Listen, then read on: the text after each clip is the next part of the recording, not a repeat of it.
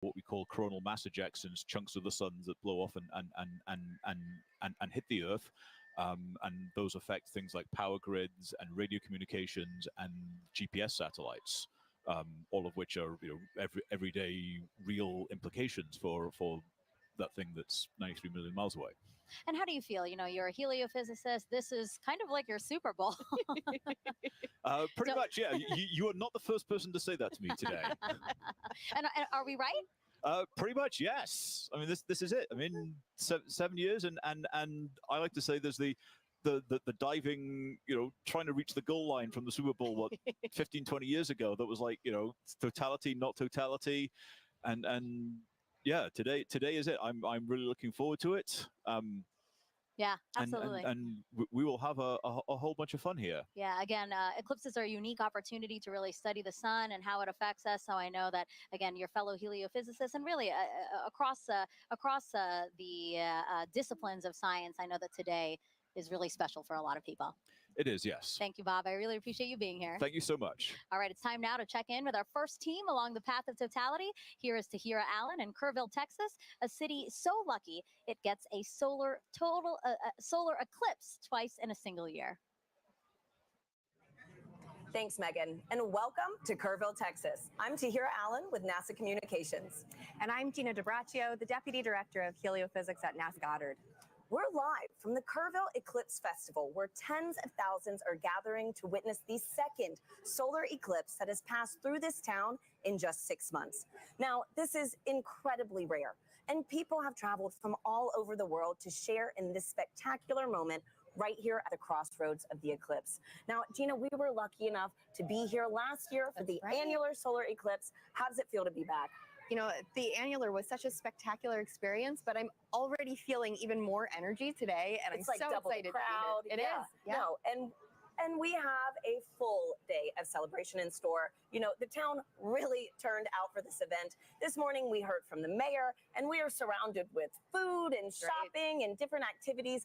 I think I saw the Texas State Astronomy Club here giving out free telescope viewings. So it's just a really, really special moment for people to come together and enjoy this celestial event. It's right to hear it. And we had some cloud coverage today. It's looking to be pretty good. It's going back and forth. So, fingers crossed. Regardless of how this turns out, we have live music and dancing afterwards, so it's going to be a good day.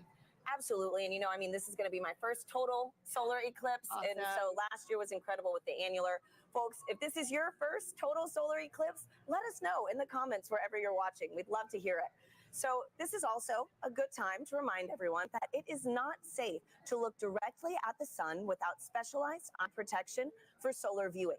Now, that is except during the brief phase where the moon is completely covering the sun, and that will only be for those in the path of totality. Now, we have a special guest that you might recognize popping in to share some important tips to make sure you stay safe during today's events.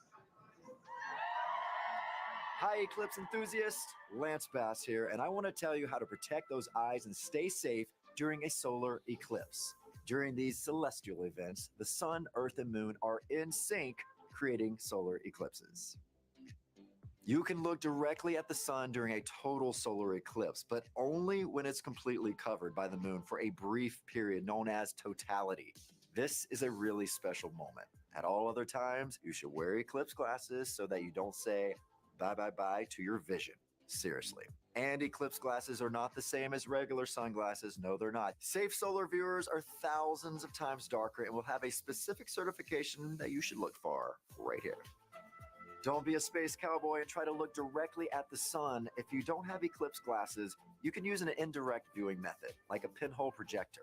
You can make one of these with something as simple as an index card with a hole, or a colander, or even your hands. With the sun at your back, you can safely project an image of the sun through the hole onto a nearby surface like the ground. It's gonna be me who is wearing my eclipse glasses, and so are you. Now, you can't have an eclipse without the sun, the moon, and the earth. And as you heard from Megan and Sarah earlier, we've been hosting a friendly competition to see which one of these three teams that you're siding with today. Now, Gina, I feel like it almost goes unsaid here, but I have to ask. I don't want to assume. Which team are you repping today? You probably were going to guess sun, Team Sun. Who would have thought? You're right. Now, So heliophysics, it's the study of the sun and its influence on everything. And it impacts all of our planets. And today, the solar corona is stealing the spotlight of the show. So Team Sun for me. I guess it really is the star of the show today. But you know what, Gina? I think I'm going to have to be a little bit biased too. Okay. So International Observe the Moon Night, which is NASA's annual celebration of all things moon, actually falls on my birthday this year. Okay. So I think I'm having a little bit of a lunar connection. All right, Team But Moon. for those watching, if you haven't joined the fun yet, you can vote for your eclipse team on NASA's Solar System Facebook, X, and Instagram. We're going to be sharing those poll results throughout the show, so be sure to go vote for your team. Now, also during the broadcast, you can send us questions using hashtag Eclipse on social media. We have teams standing by online to answer, and we're going to be taking some of those questions live on today's show. Now, speaking about taking questions live, Gina, we actually had some kids send in videos before today's show. Oh, nice. So let's roll one of those right now. My name is Jonathan. My question, NASA do any experiments during the solar eclipse? Thank you. Oh, great question, Jonathan. Now, we have a bunch of different experiments that will take place during the eclipse today. So first, we're trying to study the solar corona. So we have NASA's WB-57 high-altitude research jet flying across the path of totality, taking pictures of that upper atmosphere of the sun, that corona, so that we can learn its composition, why it gets to be heated to extreme temperatures. But we also care about the eclipse's impact on Earth and the upper atmosphere. So we're launching 3 sounding rockets up into the atmosphere before, during, and after peak eclipse so that we can study how the atmosphere is changing as well. So, you know, we're studying it with a plane, we're studying it with rockets. Exactly. Any other way? You know, we have balloons, science balloons that are going up too, and we also have different ways that the public will be able to get involved in some of these experiments too. Thanks, Gina. And I actually have a great follow-up question to this. This is from Lisa on Facebook, who wants to know more about the sounding rockets. So they asked, why is NASA shooting rockets into the moon's shadow during today's events? Okay, let's talk more about the sounding rockets because they are a lot of fun. So the first sounding rocket will be 45 minutes before peak eclipse, the next one during that peak eclipse, and the final one after, 45 minutes after. And that's because we really want to understand the difference in density and temperature and these different factors in the upper atmosphere and really get a sense of how the atmosphere changes as the eclipse is coming and passes over. So we have all these rockets going up and it'll be a good day for that. Great, and hopefully we'll get to see a replay of that later on in today's show. That's right. Now, folks, it is really special for us to be back here in Kerrville, Texas, covering today's total solar eclipse.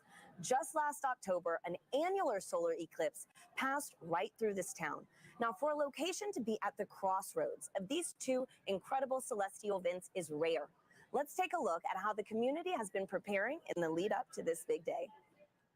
Kerrville is the eclipse capital of the state of Texas.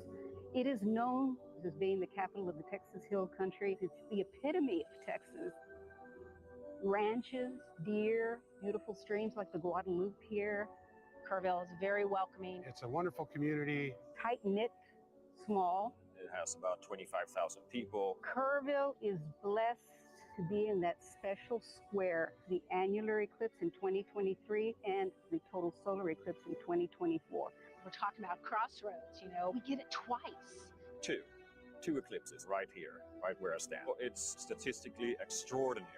We get 2 in less than 6 months. Everybody's excited about it. City council, county commissioners, everybody's working diligently to be able to provide safe opportunity for the influx of people. This will be the biggest event in the history of the city, and that's why the city is preparing. We're preparing to make the event enjoyable for everybody who wants to see this tremendous natural phenomenon. I think that Kerrville has done an awesome job of preparing, you know, way in advance. It's getting that message out to people to make sure that they're taken care of personally, but then there's the science part of it, letting them know what is an eclipse. And I'm just having a great time going out and talking to civic organizations and clubs and talk about eclipses. So this will be my 4th and 5th solar eclipses. I've seen total eclipse in Nebraska. I drove 1,200 miles for a little over 2 minutes, and it was well worth it. And just couldn't believe the experience of the eclipse. I mean, it's still just, it literally gives me goosebumps every time I talk about it. It's a visceral, emotional experience that is just, you have to experience it to understand. I thought I knew what it would be like, but I gasped at the sheer wonder. It's going to be a, you're going to hear that intake of air and It was the most beautiful natural thing I've ever seen. So to have an eclipse basically in my backyard is just, it's indescribable.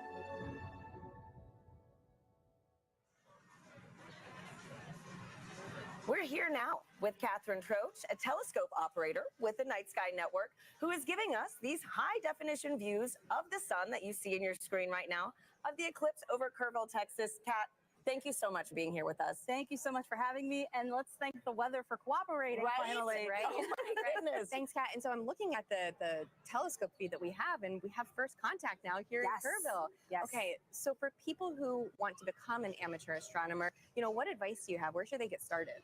The easiest way to get started is to look up Night Sky Network. Night Sky Network has over 400 astronomy clubs in the United States. You would just use our search function to plug in your city and find the club that's closest to you. And if you don't have a club that's close to you, you can use our coordinator tips to start your own astronomy club. Wow, that is awesome. And you know what? For folks, if you want some more details on the Night Sky Network and other things on how to become an amateur astronomer, you can visit go.nasa.gov/Night Sky Network. Now, a fun fact about today's broadcast that I absolutely loved learning was that so many of our telescope views that you're going to be seeing today are from amateur astronomers. And so, Kat, again, on this topic of, sky gazing, I heard that those in the path of totality might be able to witness more than just a total solar eclipse today. Could you give us a sneak peek on what we could expect? Absolutely. So if we have clear skies in the path of totality, as it gets darker, you'll start to see two bright points of light. That would be Jupiter and Venus. And then as we get to totality, you'll be able to see the fainter planets, Saturn, Mercury, and Mars. And if you're lucky, you'll be able to catch Comet 12P. Oh, what a crazy, cosmic alignment today, So, man. Great. So for the amateur astronomers that actually want to view today's celestial event, what tips do you have for them? So, of course, you need to have solar protection. You need to have solar-safe glasses. And you need to have solar filters for your telescopes, your binoculars, your cameras. But you can also use indirect viewing, like a pinhole projector box, or you can use a disco ball. A disco ball? Yes. Wait, how does this work? Can you, walk us through this? So as the sun hits the mirrors, and it'll cast a little reflection onto the surface here, you'll see little crescent shapes as the eclipse progresses. That is incredible. We need to keep that disco ball. Oh, yeah. Right? No, seriously. So, Gina, didn't you say you could also use your hands That's at one right. point? You can take your fingers and weave them together to let the light project through so that you can see the projection of the eclipse on the ground there. That's fantastic. So a lot of different ways to be able to view today's event. There's no one wrong way to do it, unless you're just using to do it. Just do it. Just make sure you do it safely. And so, Kat, too, earlier you gave me a little reveal of your shirt. It is too perfect for today's show. Could you give our viewers a little taste? Sure, no problem. So if you know, you know. If you know, you know. Totality going on at the moment. Love it. Thank you so much for being here, Kat. Thank you again for having me. Absolutely. And so now coming up soon, we're going to get our first views of the total solar eclipse as it begins in Mexico, sweeping across North America. We have correspondents all along this path who are going to bring you live into the action as it happens. First up, let's check in with Joy Ung in Dallas, Texas. Thanks to Harry and Gina. So welcome to the Dallas Arboretum and Botanical Garden. I'm Joy Ung, and as you can see behind me, we have a lot of people eagerly waiting for the total solar eclipse. It's so amazing to hear so many people talk about the sun and the moon, and what makes this day even special is that the eclipse gives scientists a really unique chance to do science. So to tell me more, I'm here with NASA scientist, Dr. Ashley Greeley. Thank you so much for joining us. Hi, Joy. Thanks for having me. So firstly, how are you feeling about today? I'm feeling really excited. The skies are starting to clear out, and it looks like we might get a pretty good show. Fingers crossed. So earlier in the show, we learned that today's eclipse will look quite different from the 2017 eclipse. We're going to see more structures in the sun's outer atmosphere. So Ashley, can you tell me, why is that different? Why is the sun going to look different, and why is it changing? Sure. The sun goes through phases, which we call a solar cycle, that last roughly 11 years. And those are periods where the sun is less active and periods where the sun is more active. We're entering a time of solar maximum, which is really exciting because that means that the sun is more active. Its magnetic fields are more dynamic. We may see features here, such as streamers, which looks like little spiky wisps in the sun's atmosphere, which we call the corona, and then little prominences, which look like little pink arcs on the surface of the sun. Yeah, we're really excited to see this, and we hope that we'll see some really interesting features. There may be a little bit of asymmetry as well in the magnetic fields, and I don't know, I guess we'll have to find out in about an hour. So the sun is changing. So do those changes affect life on Earth at all? Sure, yes. The sun does affect life here on Earth. We have a term that we call space weather, which applies to the field of study of everything from the sun to the Earth and in between, and how that affects life here. We are fortunate that on Earth, we are protected from things coming from the sun by our magnetic fields, which shield us from those explosions that come from the surface of the sun that we talked about. And those can result in really fun occurrences, such as the aurora. There can be some negative side effects, but those are mostly limited to things that are outside our magnetic fields. The storms from the sun can interfere with satellites, and it's something we really have to think about as scientists as we start to plan for putting humans on the surface of the moon or potentially sending them to Mars. Those energetic particles that result from the sun can impact humans, so that's just something that we have to learn about and take into account. So the sun is always there, of course, but why are eclipses a good time to study these effects called space weather? Yeah, eclipses are a really cool time for scientists to be able to study the sun. It's really hard to completely cover the disk of the sun in order to study the sun's atmosphere, especially that inner part of the atmosphere. We're really fortunate that here on Earth, our moon is just the right size and just the right distance from Earth that it can completely block out the sun's disk during total solar eclipses. So we're really able to observe that inner atmosphere in a way that we can't normally. So this event is really exciting for both scientists and the public alike, and that's just such a cool experience to share together. Thank you so much, Ashley. So if you're lucky enough to be in the path of totality, keep an eye out for that sun's outer atmosphere, the corona, and you'll know that you see these spiky features, and it's because the sun is heading towards its most active phase. So for now, let's head to our friends in Russellville, Arkansas. Jasmine, how are things looking on your side? Joy, things are looking absolutely fabulous in a very sunny downtown Russellville, Arkansas. As she said, I'm NASA's Jasmine Hopkins, and I'm coming to you live from the Depot District, where the city is throwing a massive block party, all in celebration of the total solar eclipse. Now, people in Arkansas have great reason to celebrate because this is only the second total solar eclipse visible from the state since it was first established in 1836. And the next one visible from here won't happen for another 2 decades. So people around me are gearing up for what feels like a once-in-a-lifetime opportunity. Now, it's not just the residents of Russellville that are excited. On average, the city has about 29,000 residents, but for the past 8 months, they've been preparing to receive upwards of 100,000 tourists right here in the city. Now, of course, NASA has been a big part of that preparation. So to show you what we've been doing to help, I have a video here to show you. So we have been talking to the next generation of space explorers right here in Arkansas. We started off at Arkansas Technical University, and then we moved on to Russellville City Schools, where we spoke to hundreds of students all the way from 8th grade to 12th grade about this total solar eclipse. We had NASA's Marshall Space Flight Center, the Arkansas Air National Guard, the U.S. Space and Rocket Center, and even the Paris Observatory joining us all the way from France. Now, during that moment of totality, Arkansas will experience from 94 to 100% obscurity from the sun, and we'll have 4 minutes and 12 seconds to really soak in that fantastic cosmic event. Now, until that moment, of course, we are telling the residents to stay safe, keep those solar eclipse glasses on. But now let's go from Arkansas to Illinois with Blair Allen. How are things looking for you?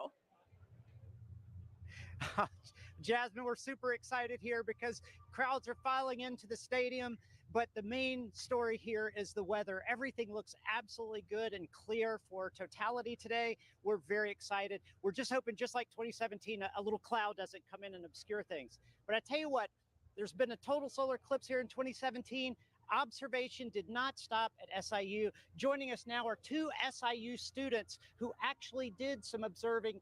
This is Callie and Paige. Now, Callie, I know that you guys went to Australia in 2023 and you observed the totality using an interesting technique. Can you tell us about that? Yeah, so when we were in Australia, we used a sun funnel to view it. And what it does is it projects basically what the telescope is seeing onto a film. And so a sun funnel is just basically a funnel with two hose clamps and rear projection film. And it just projects the sun, and we actually captured a picture of totality as that eclipse was happening. And it's pretty cool because it allows other people, instead of having to go through the eyepiece, you get to see it. Pretty impressive. Now, Paige, you guys are going to do some observation today. What are you set up for here in Carbondale today? Yes, so we have two telescopes set up with the sun funnels for viewing for a select view of the public. And right now we're pointed at the sun and we're excited to see totality. Now, what are your odds on good weather? It's looking pretty good. I'm excited. Isn't that great? I'm so excited. I tell you what, one final question, because I know you're experts with solar safety, but Team Earth, Sun, or Moon? We're both Team Moon. Team Moon, Team Sun. I tell you, that's the best you're going to get, but we're all pro eclipse. Back to you, Tahira. Let's go Team Moon. So as you can see, folks, we've got a lot of exciting things in store all across this country, and that was only half of it. You're going to meet three more of our locations later on in the show. Now, Gina, we've got a ton of questions coming in online right now from our viewers. Yep. How do you feel about some Q&A? Let's answer some. Okay, perfect. Let's do it. So our first question is from Fair Cerritos on Instagram, who wants to know, how can I help NASA? You can help NASA by participating in the eclipse. If you can see it today, go outside, enjoy the moment, or download the Globe Observer app. You can do that right now before the eclipse crosses your path. You need a thermometer, and you just record the local temperatures and the cloud coverage. Fantastic. Globe Observer app.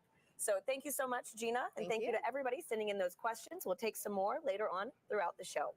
For now, let's check back in with Megan and Sarah in Cleveland, who are standing by with an out-of-this-world surprise. Yes, quite literally that, Tahira, because we have a special treat for our viewers right now, joining us live in space, 250 miles above the Earth in the International Space Station. Everyone, please help us welcome NASA astronauts Jeanette Epps and Mike Barrett. Sarah, you've been waiting. I'm so excited. For this. Oh, there they are. Hello, everyone. Oh, Jeanette, Mike, thank you for joining us.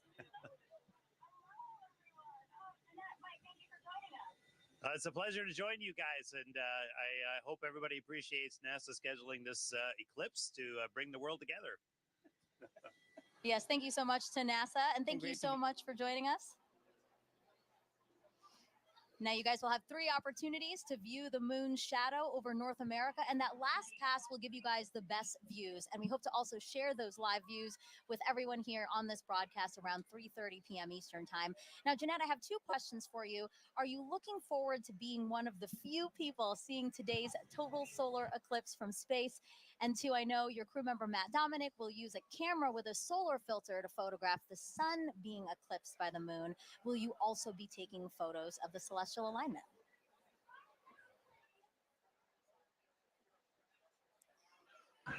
I'm definitely taking pictures of the solar alignment. And I think we're very fortunate to be here at this special vantage point to see such a special event at this time. So I'm definitely excited. What about you, Mike? What's going through your mind as you're preparing to see such an awe-inspiring event?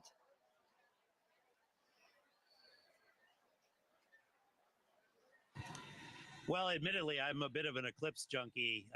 My first one was like when I was 19 with the homemade telescope in the desert, and a few since then. And actually, during the 2017 eclipse, I was on a chartered aircraft several hundred miles off the coast of Oregon watching it. And I got a strange bucket list, and this is one of the things that's on it, to actually watch an eclipse shadow cross the Earth from space.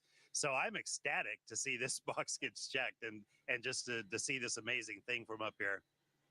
Yeah, the fact that that was actually a box on your list is pretty amazing. And then now it's getting checked. So, for those wondering, this is what the moon's shadow will look like to Jeanette and Mike.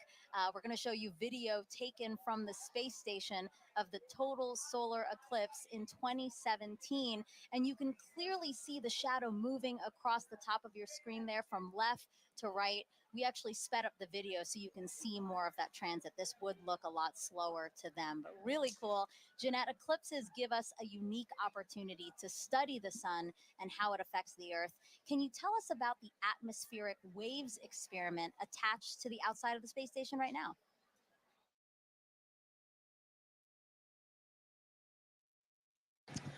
Sure. We have an atmospheric wave experiment that's going on now, and what it looks at are these atmospheric gravity waves. And these waves transport energy and momentum up through the climate system. So with the imager on the atomic wave experiment, we're going to look at how these atmospheric gravity waves impact our Earth's climate, how it can impact our space and global and all of our comms, how it can affect our navigation system. And so over the next 2 years, researchers will use an infrared imager to look at the global distribution of these waves as well as their characteristics.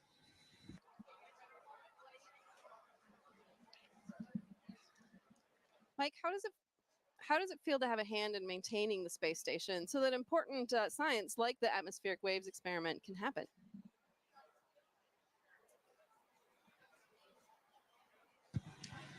Well, of course, the main reason we're up here is actually to conduct that science. We maintain the station to keep this platform what it should be, what it was built to be, which is a vibrant laboratory, which covers so many different disciplines on the inside and the outside, like the gravity waves experiment.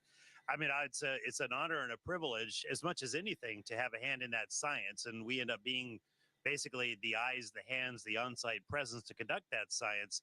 And we get to be the first to see results of just amazing things that are years in the making by a bunch of really smart, ambitious scientific teams on the ground. So that's really where the joy is. Maintaining the station is just like maintaining a research ship, something I actually quite like. So I feel very much at home in that role. It's still blowing my mind. I mean, we're here in Cleveland, Ohio, live. You guys are up in space in the International Space Station. I can't believe the opportunity that has been afforded to us, and I hope our viewers really enjoyed this time with you. And I hope you enjoy the show from up there.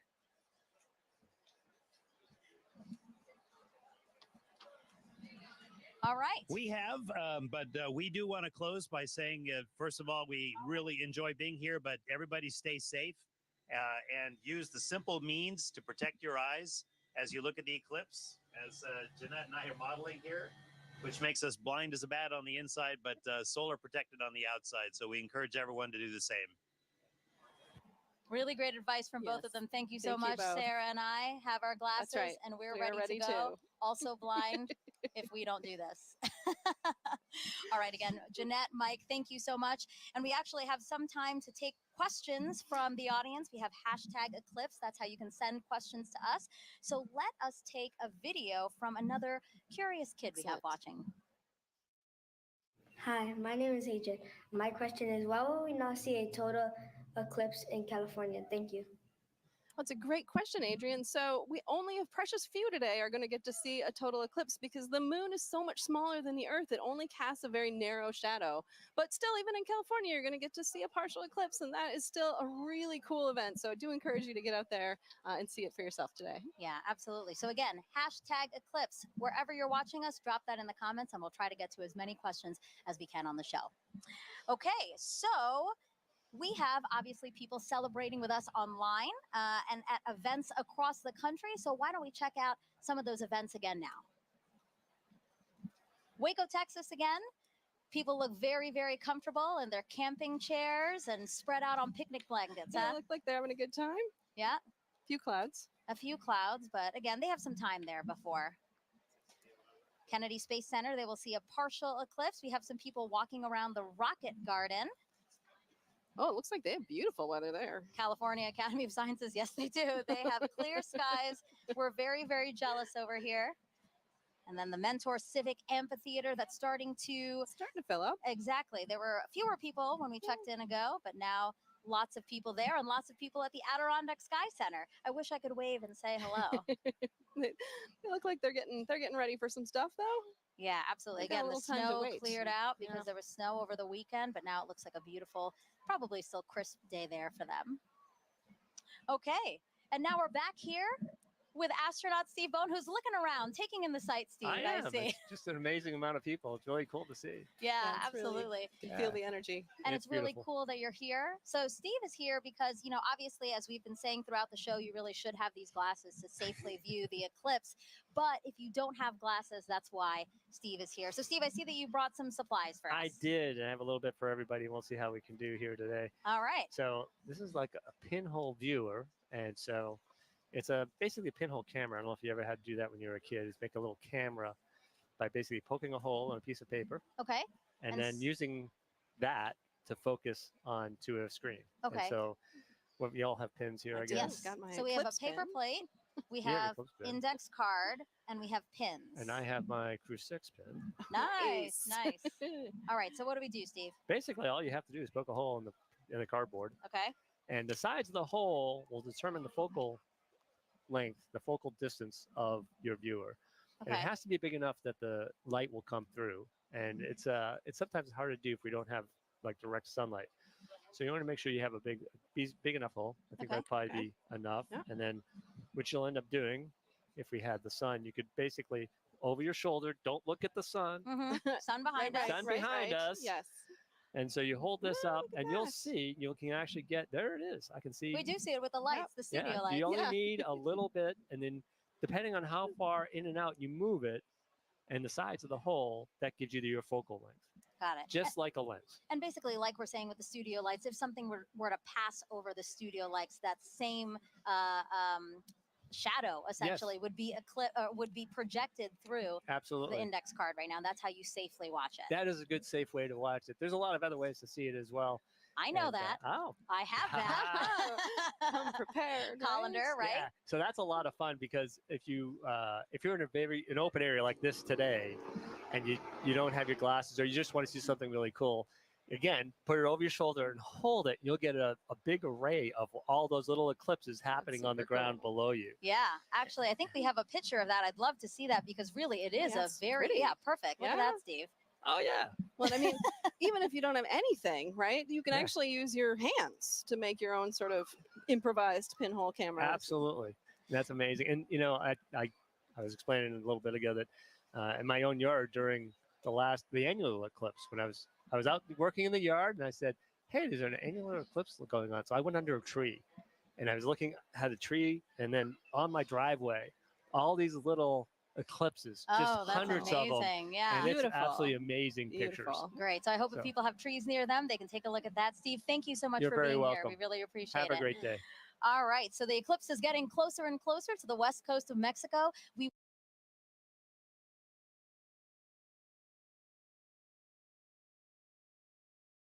will experience totality there at back over to James at our eclipse board for another look at the path of totality.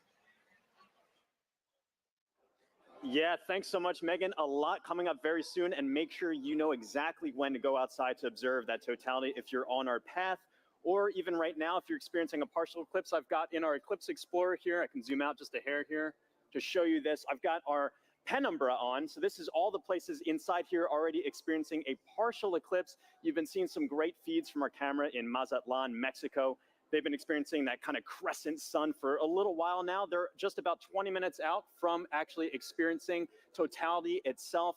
They're going to have a long window where they are 4 minutes and 17 seconds. For some context, back in 2017, the last eclipse that swept across America, the longest time was only around 2 minutes and 40 seconds. That was in Carbondale. This time around, some very long times, just a little bit northwest of Torreon, Mexico. They're going to get upwards of 4.5 minutes.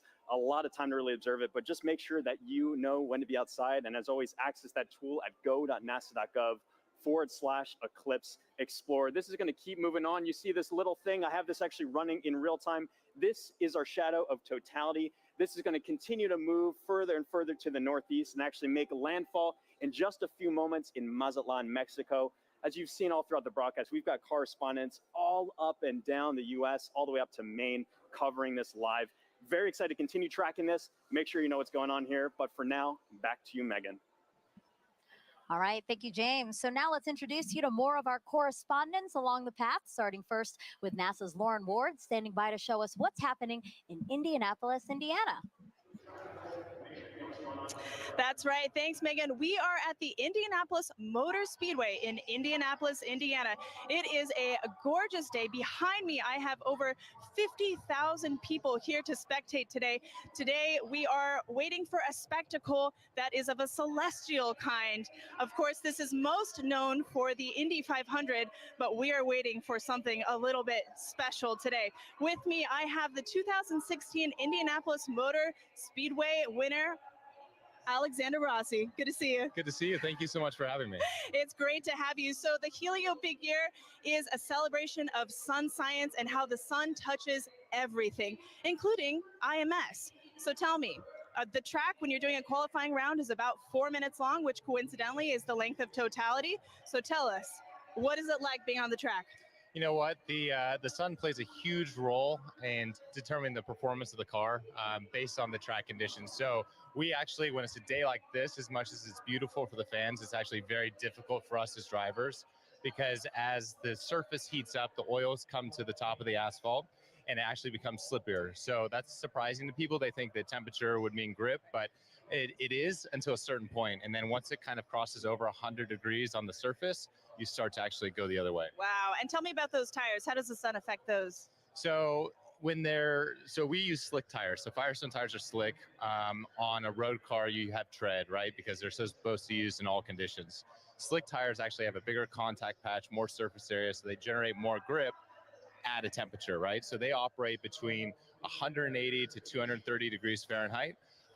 Again, the sun is good until a point when they go over that 230 degree mark, you start to lose that grip again. Ooh, all right. Well, we have a little competition going on today. We're trying to determine whose big day is it? Is it the sun's, the moon's, or the earth? So my question to you is, are you team sun, team moon, or team earth? That's a hard one, but I'm going to go team earth. You know, I just think we're so lucky, especially today with the people that are around us here to be able to witness what we're about to see. Go earth. Go Earth. You heard it here first. All right, guys, thanks. We'll be back here. Daryl in Niagara, over to you. All right, thank you very much, Lauren. Just 500 miles northeast of you, we are here at Niagara Falls, right next to the Niagara River. This is a special location for a lot of people because it is a once-in-a-lifetime opportunity to see a natural wonder set against a celestial one, the solar eclipse.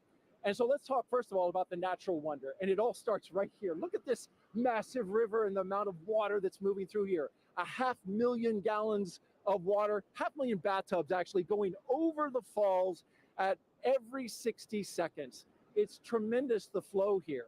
It interacts with the air, it hits the rocks, and it also, you know, it flows up a mist column that is omnipresent. This is always here. So one of the things that eclipse watchers want to see is, how does it interact with the light? Will we have a pink rainbow because only prominences from the sun will be seen and they're pink?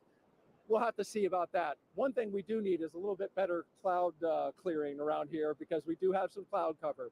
But that's okay. People who have gathered here are excited and they're hopeful that it will clear. Who's here? Well, I want to show you our camera from about 500 feet away. Look at all my friendly eclipse watchers. Are you guys ready for an eclipse? Yeah!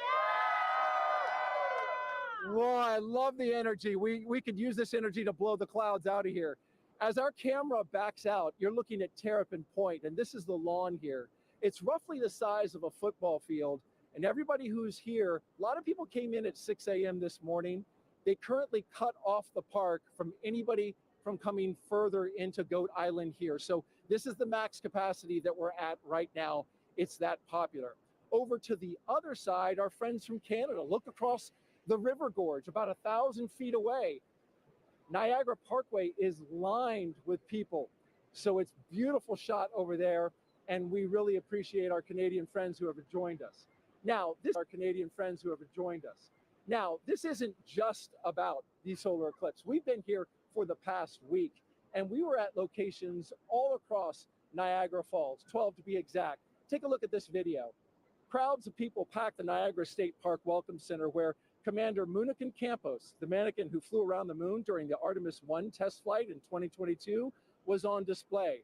Our partners at the Canadian Space Agency sent kids virtually to space all week long.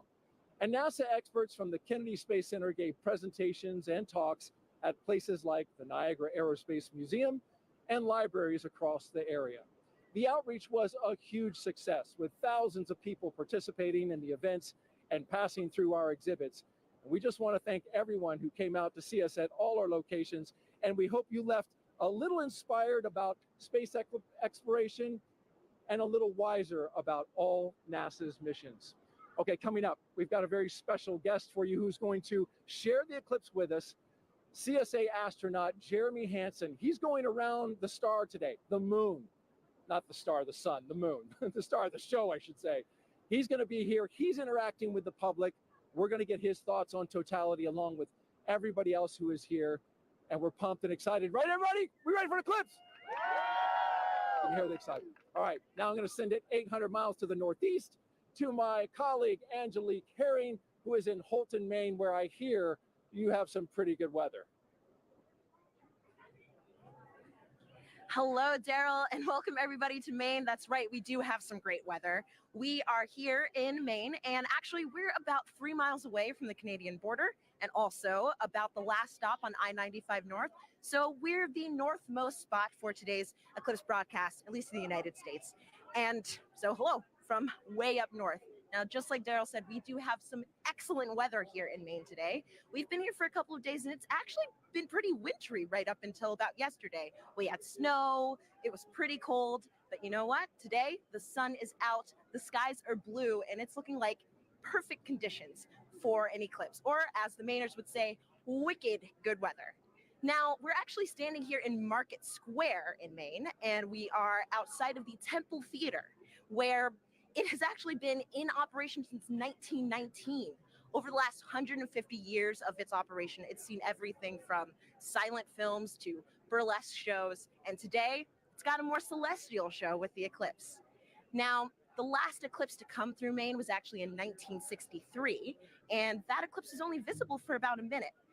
In contrast, today's eclipse will be visible for at least just about 3 minutes or so. So everyone here is going to have a lot of time to take in the celestial show, really soak in the event. And the next eclipse won't be coming through Maine until 2079. So makes a lot of sense that we've got a lot of people here really excited to see this once in a generation opportunity and event. We're all excited.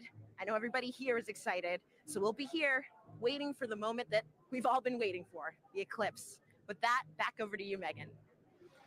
Hey, thank you, everyone. It was really cool to see everyone along the path of totality. You can tell we're covering a large swath of land because everybody's in different kind of attire. You know, you have short sleeve shirts somewhere, and then you have like Daryl, who it looks very, very cold, and he does have some cloud cover. So I hope that it does kind of clear out for him. I feel like we've covered all of those levels of weather over the last day and a half. That's true here in Cleveland. So, but it's looking nice now, so that's great. And actually, if you were watching our screen here, we just had a view of the eclipse in Mazatlan, Mexico. In about 10 minutes, that's when we'll start seeing totality in that area. And in that time, the U.S.'s top doctor is encouraging everyone to try and watch the celestial event for our physical and mental well-being. Hi, everyone. I'm U.S. Surgeon General Dr. Vivek Murthy. I'm thrilled to be joining you today as you gather to experience a truly awe-inspiring event, the last chance that we'll have to see a total solar eclipse in the contiguous United States for the next 20 years. The sun is a universal source of light and life. It contributes to our physical, mental, and emotional well-being, and it unites all of us. Today, no matter where you're watching from, whether it's along the path of totality or a partial solar eclipse, you are sharing the experience with millions across the nation. And moments of connectedness like this truly matter. Last year, I issued a Surgeon General's advisory warning about the public health crisis posed by loneliness and isolation. I shared that our connection with one another is a powerful force that can help protect against the damaging physical and mental health impacts of loneliness. What better reason is there to come together with friends and loved ones than to share a once-in-a-generation experience like the solar eclipse? This is an experience that will stay with you, precisely because of the awe that it inspires. Awe allows us to step outside of ourselves, giving us fresh perspective and opening us up to connections. So grab your eclipse glasses and let's enjoy this moment together. Some great advice. Thank you so much. All right, we have time for other hashtag eclipse questions. Sarah, are you ready? I am absolutely ready. All right, let's take a look at this video from a familiar face. Hey everyone, I'm Scarlett Johansson, and I play a NASA Public Affairs Director in the new film Fly Me to the Moon. I hope everyone is safely enjoying today's eclipse. I actually have a question about the moon for NASA. So during a total solar eclipse, I've heard that craters and features on the moon play a role in what viewers see on Earth when the moon blocks the sun. So why is that? Question, Scarlett. So yeah, as we, the moon isn't a smooth marble. It actually has big, high mountains and valleys, these craters. And as we approach totality, sometimes you'll hear people talk about Bailey's beads, and these are the last few moments of sun creeping through those deep valleys. Yeah. Just before we hit totality. Yeah. Absolutely. Thank you so much. It's so great to have you here to answer some of these questions, and we plan to take more. If you send them in, hashtag eclipse again.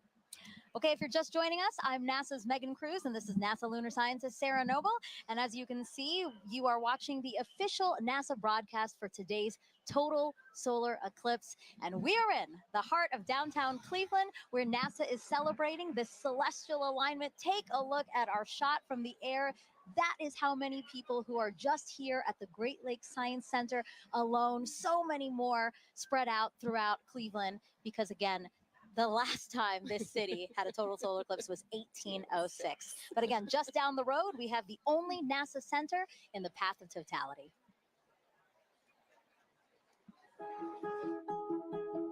When it comes to NASA, I think a lot of people initially think of rocket launches in Cape Canaveral or astronauts floating above the Earth in the International Space Station. But there's a lot of research and engineering and testing that needs to happen before anything can fly. And we have those capabilities: supersonic wind tunnels, microgravity drop towers, vacuum chambers, and a research aircraft hangar. And that's why people from all over the world come to NASA's Glenn Research Center right here in Cleveland, Ohio. What we work on, power, propulsion, communications, you need it for anything that flies. We like to say the road to the moon goes through Ohio, and that's because our test facilities are crucial to advancing the Artemis program. Part of our vision for going back to the moon and establishing a sustainable presence is having a lunar gateway. A lunar space station can fly successfully around the moon and sustain astronauts there. And we are leading the program that's developing the power and propulsion element.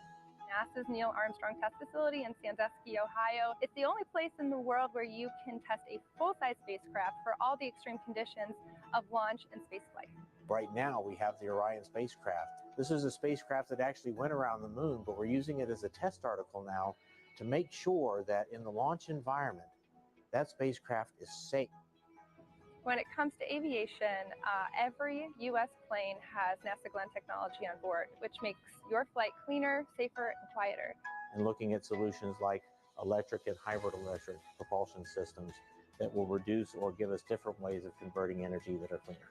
Our center partners with a lot of community organizations to share NASA's discoveries or just get kids excited about science, engineering, technology, and math. I really enjoyed the VR experience. It was really cool to be able to sit like I was an actual pilot flying. I feel like I could potentially look into considering aerospace. We've also made it our mission to prepare Cleveland for the April 8th total solar eclipse. We demonstrated different types of hands-on activities for educators to share with their students, as well as the science behind a total solar eclipse. My favorite thing about Glenn is our people. Not only are they crazy smart, but they are genuinely good people. And we are literally part of almost everything NASA does. And so what's really great about being here is you're in the heart of it all. And joining us live is now NASA Administrator Bill Nelson. So great to have you here for this celestial event. Thumbs up. Thumbs up from the administrator. Now, Administrator, why are solar eclipses so unique, such a unique opportunity to study our sun? Because you have the alignment of three celestial bodies, and unique things happen when that occurs. And it has a profound effect here on Earth. Just think about it. The middle of the day, all of a sudden, it gets totally dark. And us earthlings are not accustomed to that, and nor are the other little earthlings. Right. All the animals. But it's also an opportunity for us to study much more one of those celestial bodies, and that's our star, our sun, and our star in our solar system.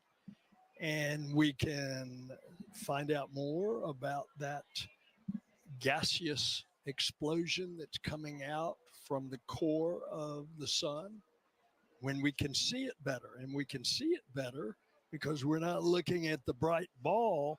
You're suddenly looking at that corona, that mass of gases that are coming out from the edge of the sun.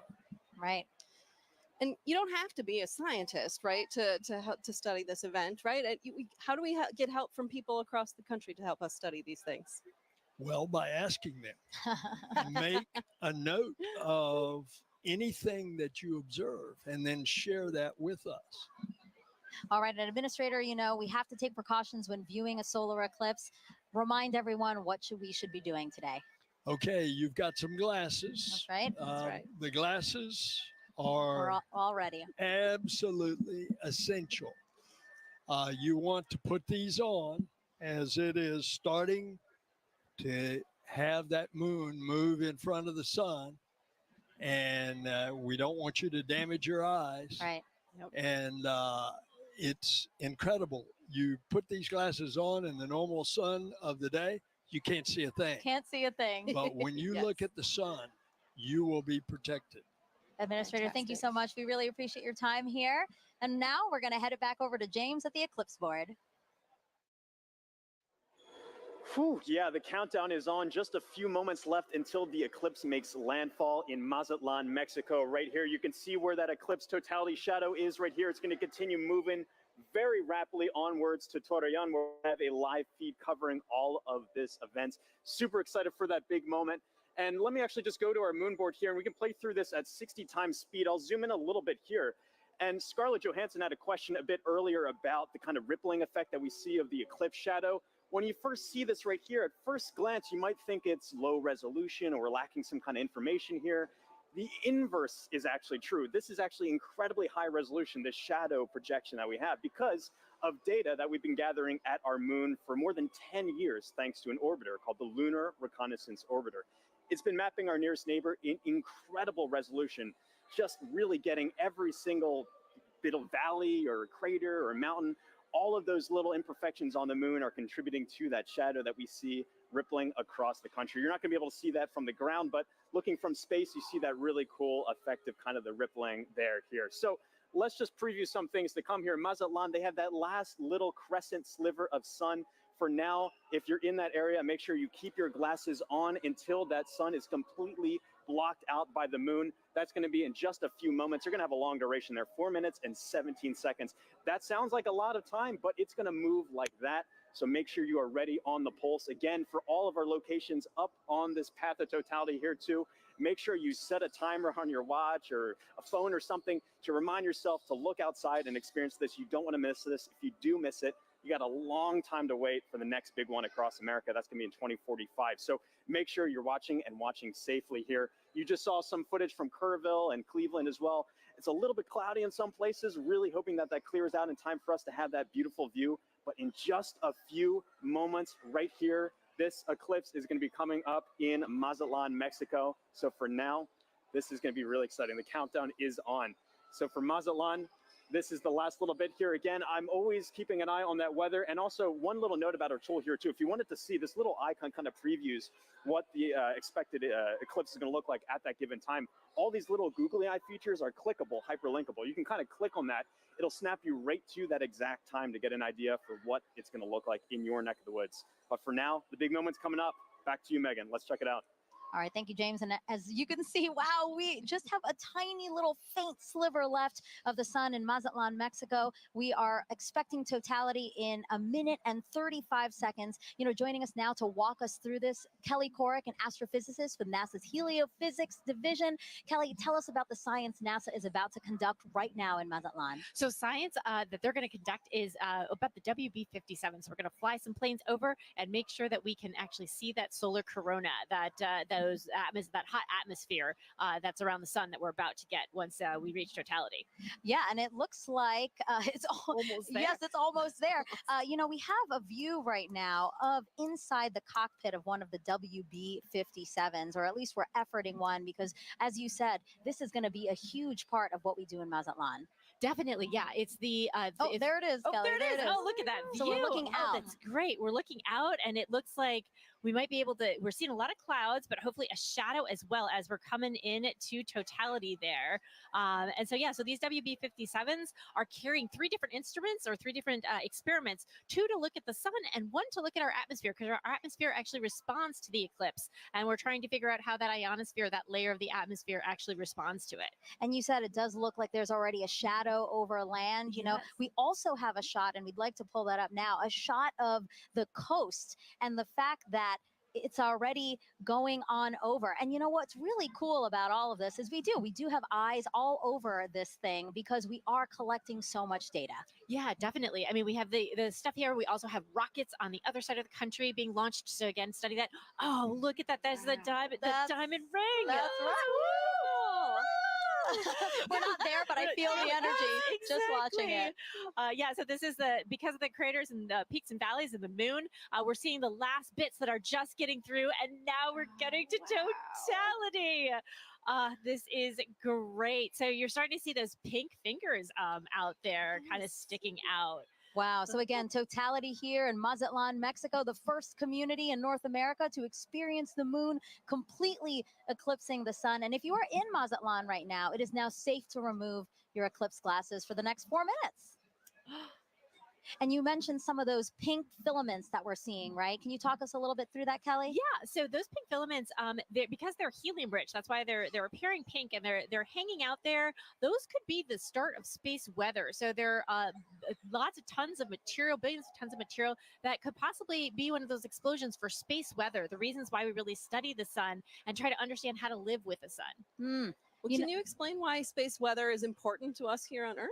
Definitely. So it's not just satellites that are interested in space weather. It's also our power grids, because of those energetic particles coming from those big explosions that can happen in the sun. That could damage our power grids. It could also do things like interfere with GPS signals. And I know we all use our phones to navigate everywhere.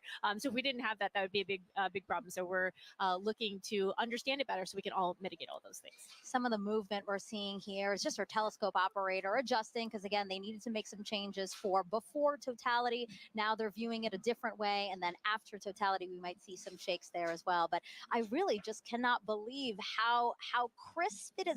As we said, it's not a marble, but I mean, just the view of it is so crisp with these little again, those filaments are just amazing that we can see that to such accuracy, you know? Right, definitely. And also the white fuzz. I mean, you're seeing something that's 1,000,000 degrees just hanging out all around the sun.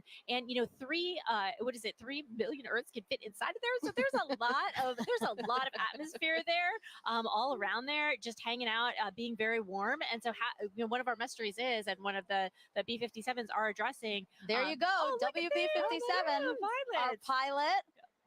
Yeah. He's flying. So basically, Kelly, he is going to fly and try to chase down the shadow for as long as possible, keep up with it as long as possible. Exactly. The shadow is much faster than the plane. However, they can chase it for a while and get an extra 2 minutes. So on the ground, we can only get 4.5 minutes, and they're going to get 6.5 for that plane. I love that they're waving to us. Oh, there you go. And now we're flipped. Now we're seeing the front. So again, they are in night. I mean, it looks very dark with only some light in the horizon. Yeah. Right. Yeah. And that's what we'll expect wherever we see totality is the night sky is very dark. You might even see some planets or stars. And then you'll see like twilight all around at 360 degrees. What an amazing vantage point as well. My gosh. I'm very jealous. Kelly, are you jealous? I kind of feel I'm like kind you're of jealous. a little jealous. Yeah, I kind of want to, see if I can make a faster plane so we can, Right. follow it all the whole way. Plus, they're up above the clouds, so they Yeah. don't have to worry about as the much as clouds. we do. Exactly. Well, I do want to say a big thank you to the WB-57 pilots and the whole team supporting them for that great view. That was awesome. Kelly, you have a wealth of knowledge when it comes to the sun. And for those watching, if you're interested in learning more with her, check out her and other experts featured in the Sun series of NASA's Curious Universe podcast. And that QR code will pop up on the screen, and that'll take you straight to the episodes. Again, look at that double box we got there. We're showing you amazing views during this broadcast. A big thank you, actually, to the Solar System Exploration Research Virtual Institute, or SERVI, for providing the telescope views from Mazatlan. Yeah, the survey team down there, the survey team is based out of Ames, but it is a collection of teams across the country and across the world that are sort of studying the intersection of science and exploration, helping us get ready for our next trip with humans to the moon. Yeah, that's amazing. Okay, totality is actually about to end in Mazatlan. Let's keep watching our screen right now for, again, what are we watching for, Kelly? We're watching for the diamond ring effect. So that's when the first bright light, we're starting to see it on the side there. So you're going to put your glasses on right now to protect those beautiful eyes, because now we're going back to the partial phase. Whoa, that's amazing. Wow. Kelly, that's a filter, by the way, everyone. That's why we're seeing that. But when you said put on your glasses, I'm so trained now to do it that I almost did it here in Cleveland. No, we're fine in Cleveland. We're still in Mazatlan. Again, what we're seeing is because we needed to adjust the filter now that, again, it's basically like putting on our glasses. The way that you said people on the ground need to put on our glasses, our telescope operators need to protect their own eyes as well as their equipment. Exactly. Well, thank you so much, Kelly. I really appreciate your time here with us. It was so fun to learn about the science and actually see the first eclipse come for North America here. So thank you so much. Thank you. All right, as you can see, there's a lot to learn about our sun and eclipses. So to explain it all in a really fun way for kids, NASA developed a clever game called Snap It. We have another QR code coming on your screen right now. Just scan that code, or if you're watching us on your phone, all you have to do is screen grab it, press on it later, and you can check out that game. Also the website, if that's easier for you, go.nasa.gov/snapit. Okay, so NASA can predict the total solar eclipse's path to a high degree of accuracy because of a spacecraft that launched nearly 15 years ago. This same spacecraft is now helping our Artemis II astronauts who'll be orbiting the moon next year.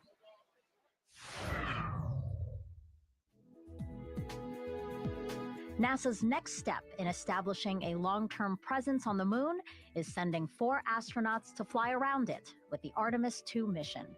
Part of the crew's training has been to study images from NASA's Lunar Reconnaissance Orbiter, or LRO. The spacecraft launched in 2009 and continues to use 7 instruments, including a high-resolution camera, to help us learn more about the moon's surface. Because of LRO, we now know more about the moon's topography than any other planetary body in the solar system, including Earth. The Artemis II crew used LRO data and photographs to learn how to identify lunar landmarks they'll see from orbit and to seek out sites of scientific interest, like possible landing spots for future explorers. While helpful for planning Artemis missions, people back here on Earth also use LRO to predict the shape of the moon's shadow, or umbra, during total solar eclipses. The moon's shadow will change throughout the eclipse, depending on the lunar terrain and the elevations of observers on Earth. People may even see what looks like an arc of solar diamonds around the moon as sunlight peeks through lunar features like craters. That's a look at your Artemis Moon Minute. All right, joining us on the host desk now is a familiar face here. Oh, actually, sorry, Snoopy. Oh, I just revealed that it's Snoopy. Well, I just want to wave real quick to the crowd here at the Great Lakes Science Center, just outside of our host desk, waving at us, waving at the I'm waving back at them like they can see me. But I did just spoil the surprise. We do have Snoopy here, our chief safety officer here at NASA, and he's here to tell us how to safely watch the eclipse. So, Snoopy, if we were to watch the eclipse today before totality, what should we do? That's right. You should have your glasses on. That's right. Well, and what about during totality, Snoopy? Can we take them off then? Yeah, let me help you out here. Oh, Snoopy, there I can see your shining bright eyes. I love Snoopy. He's so funny. Now, Snoopy, I have to ask you a question, okay? So today we've been polling everybody, asking for the total solar eclipse today, who is the big star of the show, right? Is it the Earth? Is it the Earth? Is it the moon? Is it the sun? Okay, but you have to pick one. You have to pick one. You have to pick one. You don't want to pick one? All of them. All of them are great. That's right. Snoopy, thank you so much. I know you're super excited to see the total solar eclipse today. We're glad to have you here. Bye. All right, now let's head back over to Tahira in Kerrville, Texas.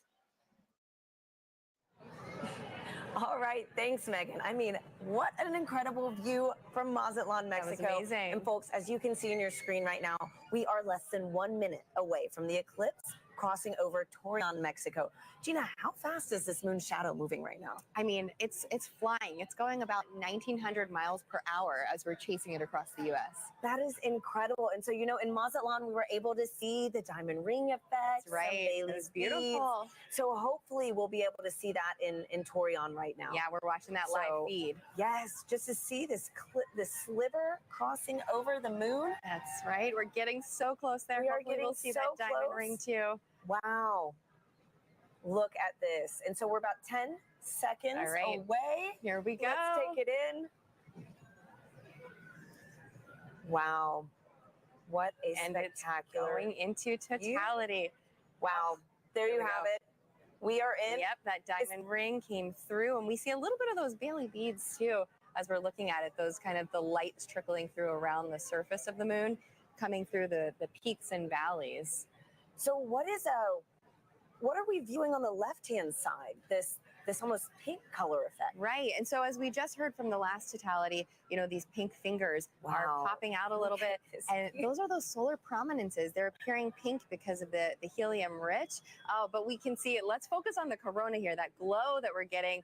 And we can see basically these streams that are coming out, a lot of that energy and brightness that we do not have the ability to see on a day-to-day basis. So with this total eclipse, we're able to see that corona nice and bright coming through in Torreon. That is just a magical view. Oh my goodness. It is. Gina, okay, and so we've got so many questions coming in online right now from viewers watching this. Our first one is going to be from Justin, who wants to know, right now we are seeing a pretty clear and spectacular view of a total solar eclipse. Yes. But Justin wants to know, what will it look like if it's clouded over? Right. So the view that we're getting right now, you won't be able to see that if it's clouded over, but you will have effects going on, right? You'll get a change in the temperature. So the temperature will drop. It'll still get darker as It's already getting dark here in Kerrville. I mean, we have some cloud coverage, right? Yeah. And we're feeling a little extra wind. It's noticeably darker despite the clouds that we have. So you'll get some of those environmental effects, even if it's cloudy where you are. And so a great follow-up, we've got Halloween Ghoul on YouTube who wants to know, again, will the temperature change during totality? Which I know you mentioned that it will get a little bit cooler. Yes. But do you know about how many degrees we can expect? Yeah, it depends on the location, the humidity, multiple factors, but it can change by about 10 degrees or so, depending where you are, maybe even a little bit more than that. And, we're feeling a little chilly kind of where we're sitting compared to what it was earlier. And I mean, I'm just staring at this view of totality that we have in Torreon. So we're about halfway through totality right now in Torreon, Mexico. And again, I know folks said that this is almost double totality than 2017, right? That's right. And so in 2017, we had a little more than 2 minutes. So we're lucky enough this time that we have over 4 minutes in some places too. This is so beautiful. And so our next question from Sibel on Instagram wants to know, why is the sun more active right now? So the sun is more active because we have an 11-year solar cycle. The sun goes from solar maximum to solar minimum, where it's changing its level of activity. Oh, and as you're seeing the screen, so I see in that the bottom right there, we can see that prominence extending out. And as we heard earlier in Mazatlan, that is potentially the beginning of space weather activity. So we're talking about solar maximum. If there's a time to see any of that space weather activity during the total solar eclipse, this is the time to do it. So let's watch that as we go through totality in our other locations too, and maybe we'll be lucky to see some of these features change for us. That is so beautiful. It is. And so Gina, too, you know, how we're in a higher cycle, solar cycle right now. How many years, you know, is that fluctuation? Right. The solar cycle goes on for 11 years when it peaks in activity, and that's where we are. Where the latest predictions are that we will reach that maximum sometime this year, and then it'll decrease in activity going back down to solar minimum. And so, Gina, I've got time for one more quick question from Christopher on X, who wants to know which other planets have the best eclipses. Oh, okay. Well, that's right. So eclipses don't only happen on Earth. Let's talk about Mars for the fact that Mars does have eclipses when the moon crosses in front of Mars. Mars has 2 moons, and the rovers on the surface have captured images of those. But no other planet has a view quite like this, right? Nope, that is special for us. Just the distance and the size of the moon makes it such that it will completely block the sun as it's doing today. Wow. And you can see there's that diamond ring effect as we are coming out of totality in Taurion. What an incredible! Wow, it's a bright one view. too. Look at that. That is a bright one. So is this what, a Bailey's bead, or? So that's going to be that diamond ring. Just how bright it is. Bailey beads are a little bit smaller as they kind of bubble over the surface, but folks who are in that location should have those safety viewing glasses back on so that they can now view the partial eclipse that they are experiencing. Well, that is fantastic. And you know, the next time we see this eclipse, it's going to be right here in Kerrville, Texas.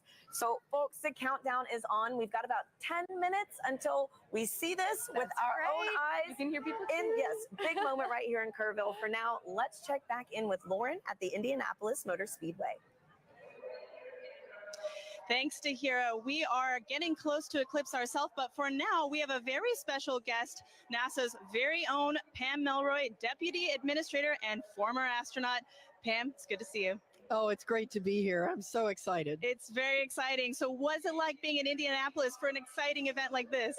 Well, it's a beautiful day here. And I love the fact that we're here with thousands of people in the Indianapolis Motor Speedway, but we're joining with millions of people around America looking up together to the sky. Absolutely. And tell me, is this your first eclipse?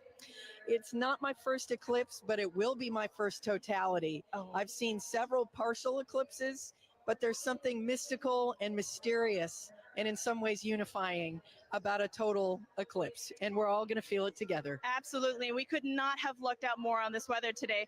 So as a former astronaut, we know that sun science and space weather are very important to keeping our astronauts safe.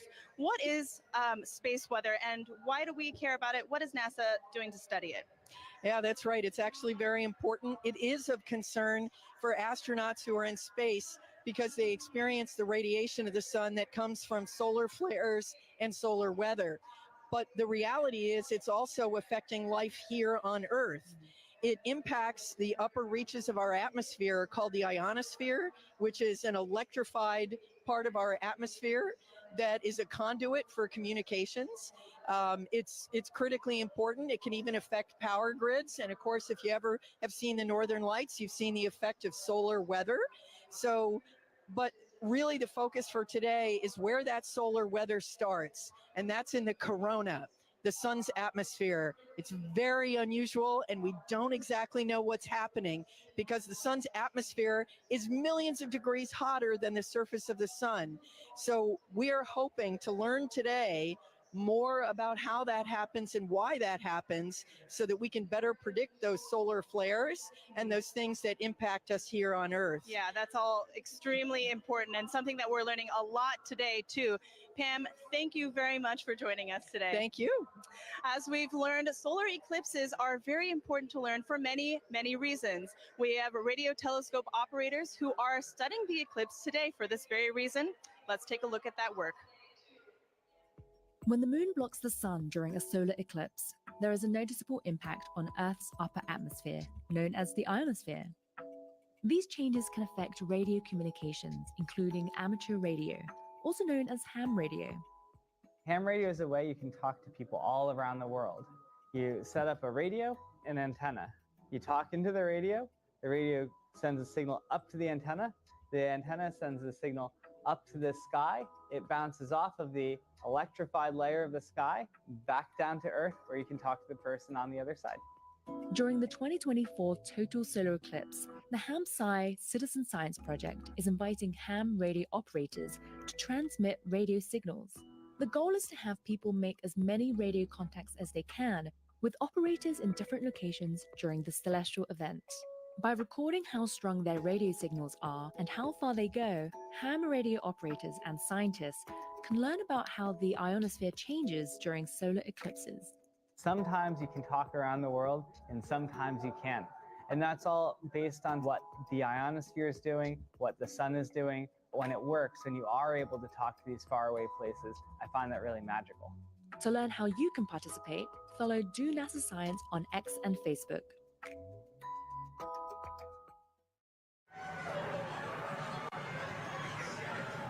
And we are minutes away from the total solar eclipse over Kerrville, Texas. The temperature is dropping. As you can see, I have to throw on a jacket. The sky is dimming. We're on the edge of our seats, and we are joined now with astronaut and commander of the Artemis II mission to the moon, Reed Wiseman. Reed, it's an honor to have you here. Thank you. The crowd noise, like the fact that the sun is behind the clouds most of the time and peeking out, it's so wonderful. I know. Thanks for being here, Reed. As you can hear, like, we are ready. We are right there. So exciting. So tell us, Reed, obviously everybody is excited, but have you seen a total solar eclipse before? Never a total, so I will share this darkness with you. Same. The whole crowd the first time. Wow, this is incredible. So, too, what considerations do you and your fellow Artemis astronauts need to think about when related to the sun when traveling back to the moon? Well, it's great to see Pam Melroy on your last clip, a dear friend of mine, so it was nice to see Pam's face over there. But when we're heading out to the sun, it's really radiation is our big thing that we're heading out to the moon. Yeah. It's really the Not the solar sun. radiation that we're most thinking about there as the danger from the sun, and the Apollo astronauts dealt with it, and we've dealt with it for a long time on the International Space Station, and we have a lot of data from the moon, from our NASA probes that have gone out there and collected, so we think we know what we'll encounter. Great. Okay. And tell me, Reed, how does it feel to be the commander of NASA's first crewed mission going back to the moon since Apollo? I'm flying with Victor Glover, Christina Cook, and Jeremy Hansen. The Dream team, yes. I know. So every day that I go into work, I won't say every day is easy, but every day is fun. And I'm flying with people that have principles, they have integrity, and they have just so much knowledge and professionalism. It's a dream come true. And getting to work with the whole team, the international team, it's the best. Wow. Well, thank you so much for being here with us, Reed. Really quickly, do you have any advice for anybody that might want to follow in your footsteps one day? We always say that you have to find that job that you love, go all in on it, live your best life, be as good a professional as you can, and someday apply for the program. And we look forward to seeing your application come across our desk. Thank you, Reed, and good luck on your upcoming mission. Thank you. Great to be here. Now, if anybody feels like reaching for the stars, NASA is actually currently accepting applications to be an astronaut. You could one day travel to the moon and eventually to Mars.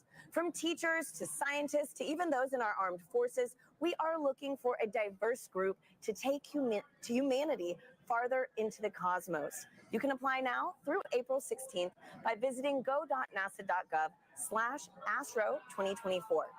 Now, timing is everything when it comes to pulling off successful science during an event like today. Let's hear from a very special guest who also knows a thing or two about perfect alignments.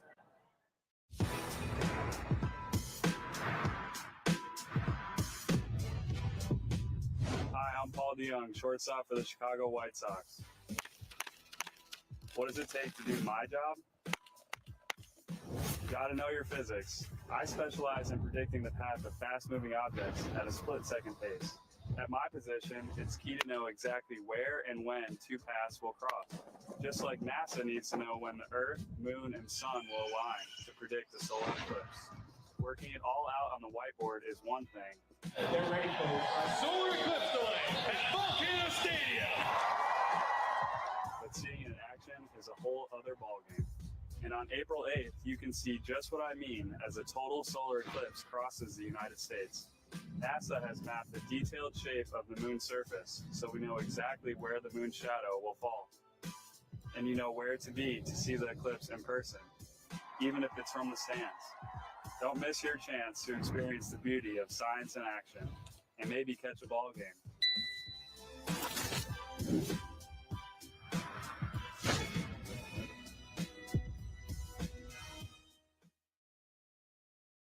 actually can't see it.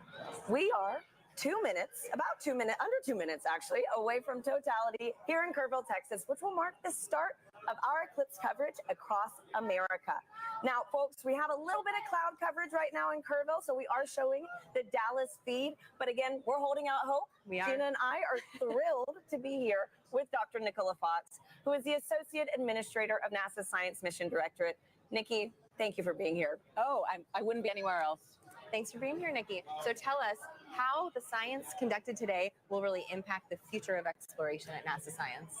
Oh, wow, there's so much that we're going to be doing today. We're going to be studying the sun. We're going to be studying the Earth's atmosphere and how that changes. You can see it getting dark here. And, you know, we've got these little magnetometers. They're going to be all across. We have 30 of them all the way across. I'm going to hold it up. Very nice. Love magnetometers. Magnetometers, and we're gonna be having these all the way across the path of totality. And it sounds like we should go. We should get up. Oh my goodness! Let's go! Let's go! Oh my goodness! Less than a minute. Oh my goodness! Wow. Okay. All right. Glasses on, Nikki? Yes. Yeah, or glasses no? on, but we're about to get. Well, yeah. There's some cloud there's coverage. some cloud coverage. It's trying to peek It out. is trying. It is trying. It is trying. It is Windy getting for dark here. The wind's picked up. You could actually see the birds started flying in a very weird pattern a minute ago. Good point. Come on, clouds. Wow. Yes. You know, I might have to switch to Team Sun. Come on.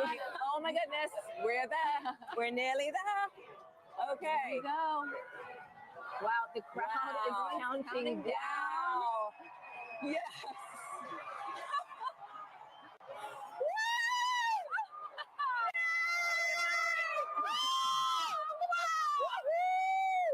Oh my gosh, it's beautiful.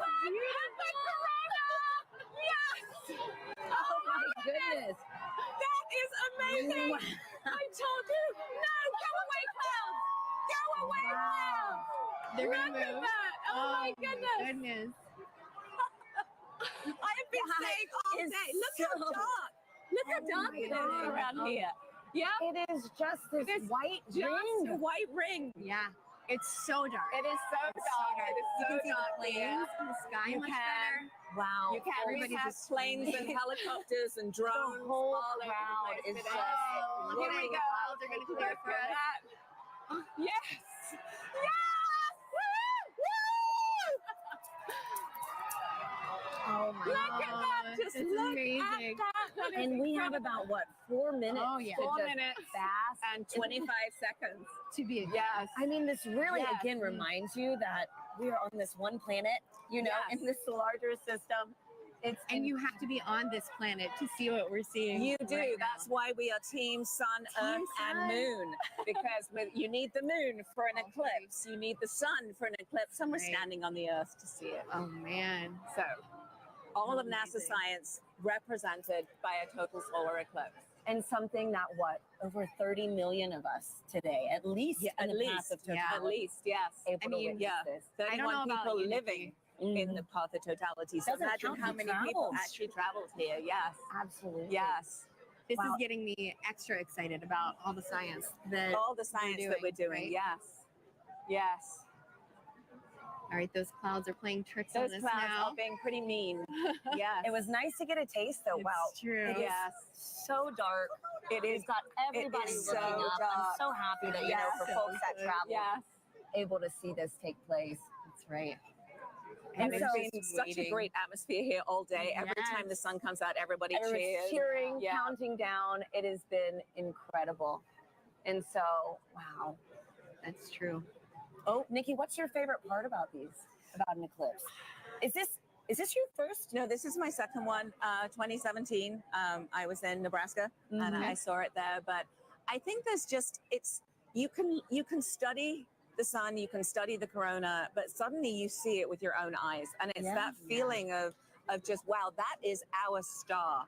Like it isn't just the sun anymore. That's a star, and you see it looking like a star. And you know, as we study.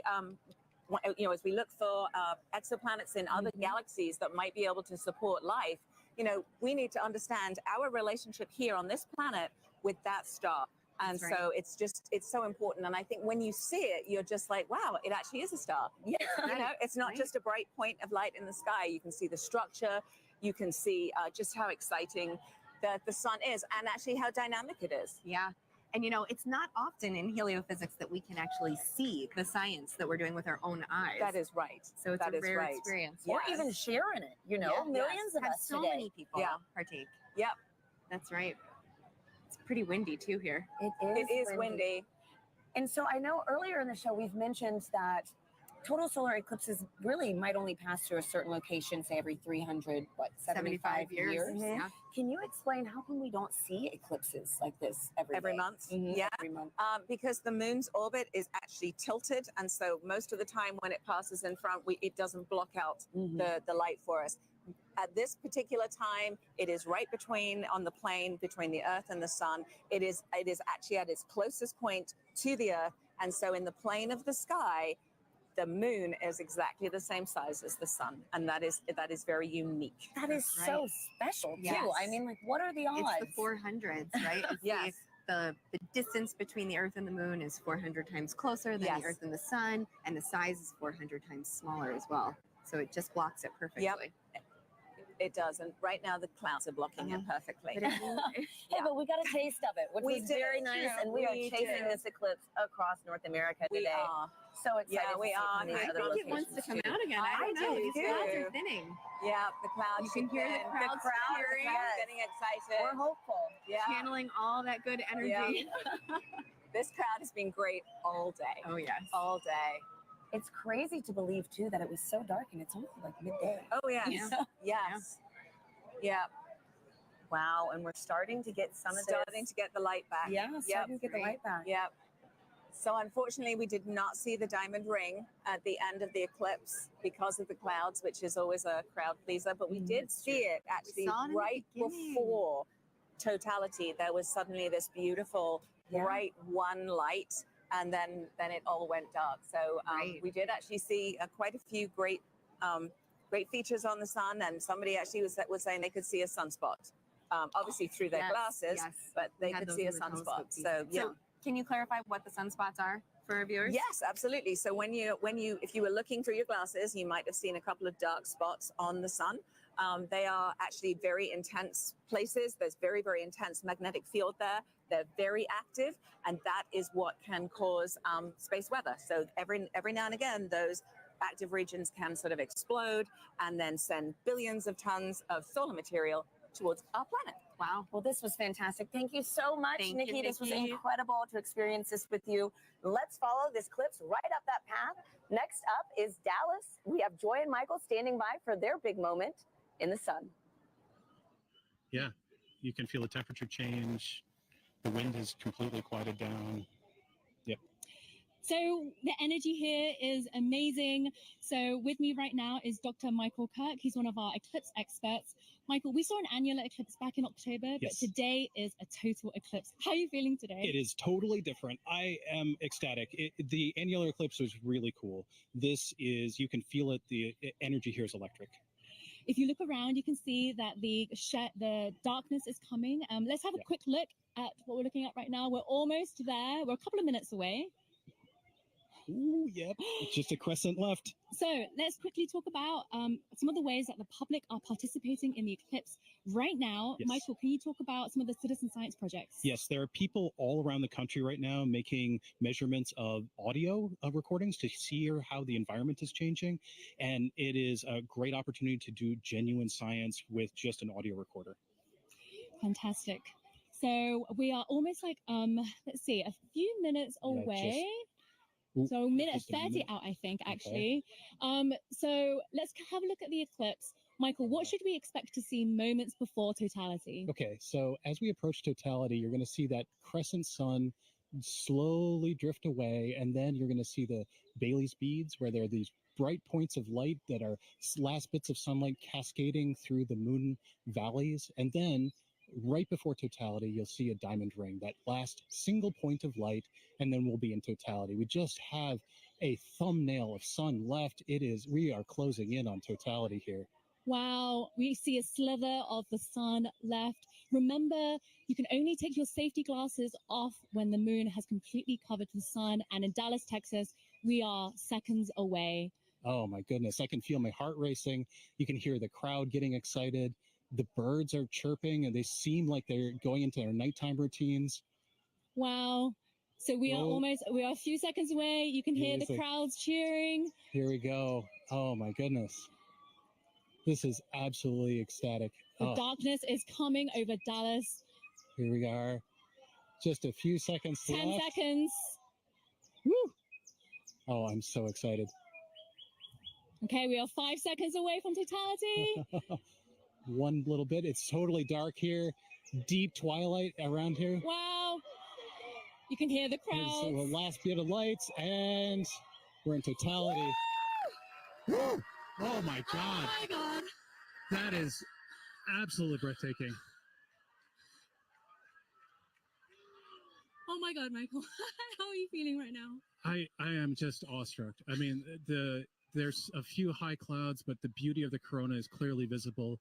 You can see that spiky structure just poking out. It is heart-stoppingly beautiful. Oh my goodness, I have tears in my eyes. I was not expecting this. This is one of those experiences that you just never forget. I feel so special to be right here, right now, experiencing it, and knowing that people literally across the nation are doing the same thing is it's truly amazing. Wow, let's take a moment to take it all in. This is absolutely breathtaking. Wow.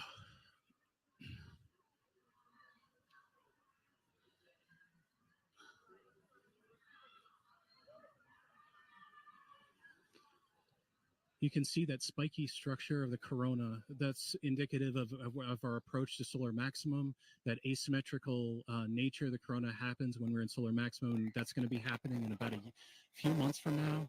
So that means that this view of the corona will never happen again, ever. This is a completely unique view that even if you see a million solar eclipses, you'll never quite see one like this. So, Michael, you study the sun. What is it like to see the corona that you don't normally see? I mean, I just, there are no words. I spent my life studying this thing, and to be able to see it and feel it is, I mean, it's just tremendous. You can see a prominence in the chromosphere, the middle atmosphere of the sun is a pink spot. And that pink loop is what I spent 5 years doing a dissertation on. that one little pink loop. And it's just, it makes it all feel like it's in perspective now. I can't believe how clearly I can see those pink loops and the structures in the corona. We can see a few planets out as well. They're brightly shining in the sky. And actually there's a plane racing across the shadow as we speak as well. And I just want to take a moment to say huge thanks to our telescope operator, Vanessa Thomas, for providing these views. This is just so stunning.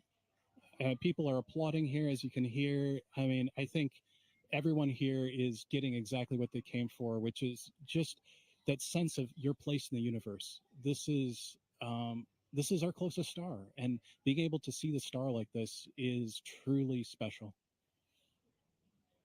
Okay, we have 1 minute left of totality. Oh, the time just passes way too quickly. The next eclipse won't happen across the US for another 20 years. So this really is a once-in-a-lifetime opportunity for a lot of people. Absolutely. Our friends up in Alaska will see their next eclipse in 2033. So I am like already thinking I need to go there. I mean, it's just, it's, it doesn't matter what I need to do. I just have to go there. Wow. So we're 30 seconds out. Oh, so goodness. Right before totality ends, our telescope operator, Vanessa, is going to put the solar filter back on. But let's just cherish these last few moments of totality in Dallas, Texas.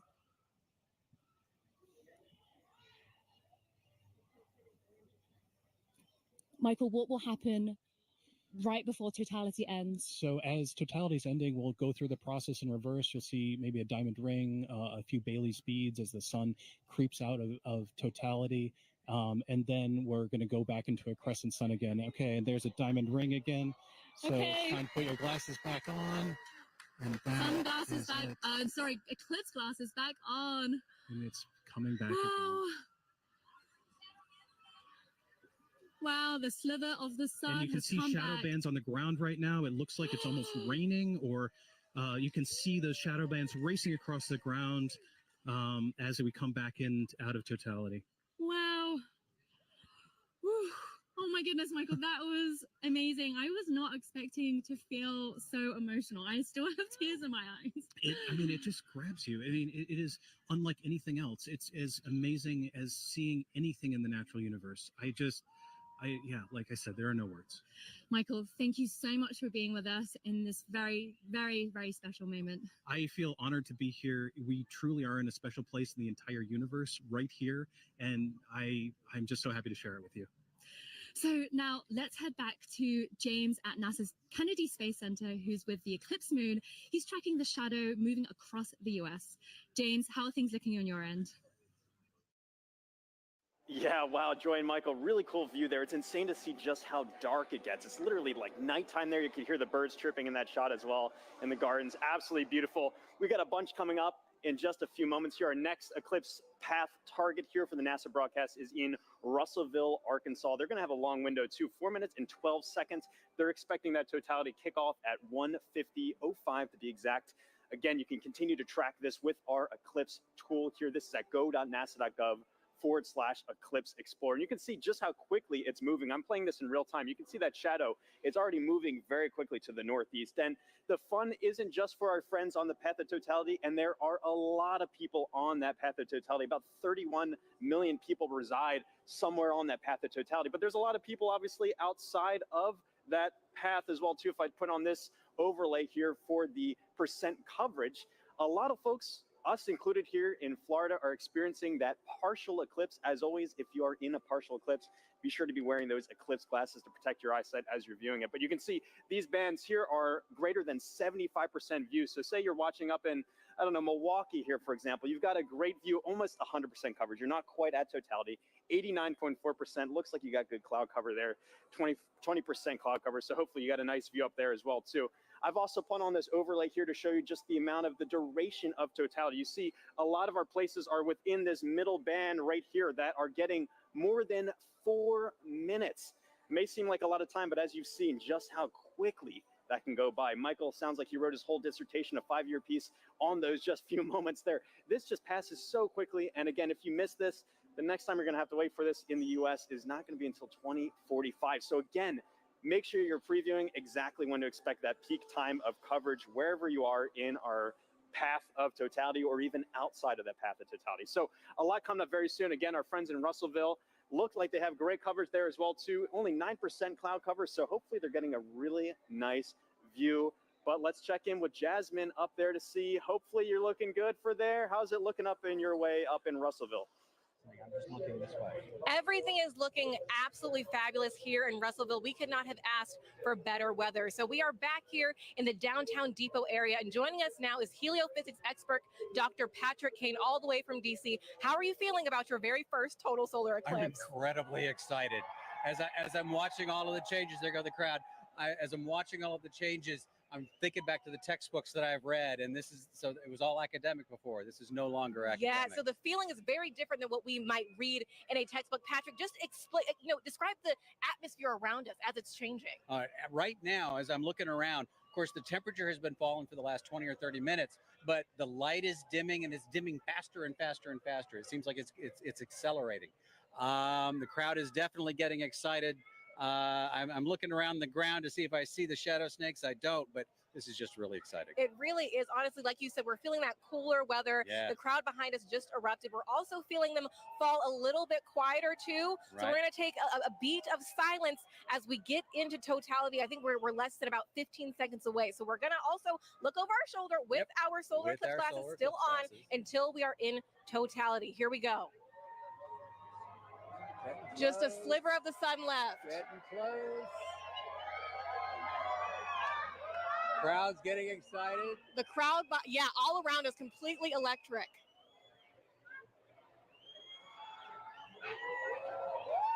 Going.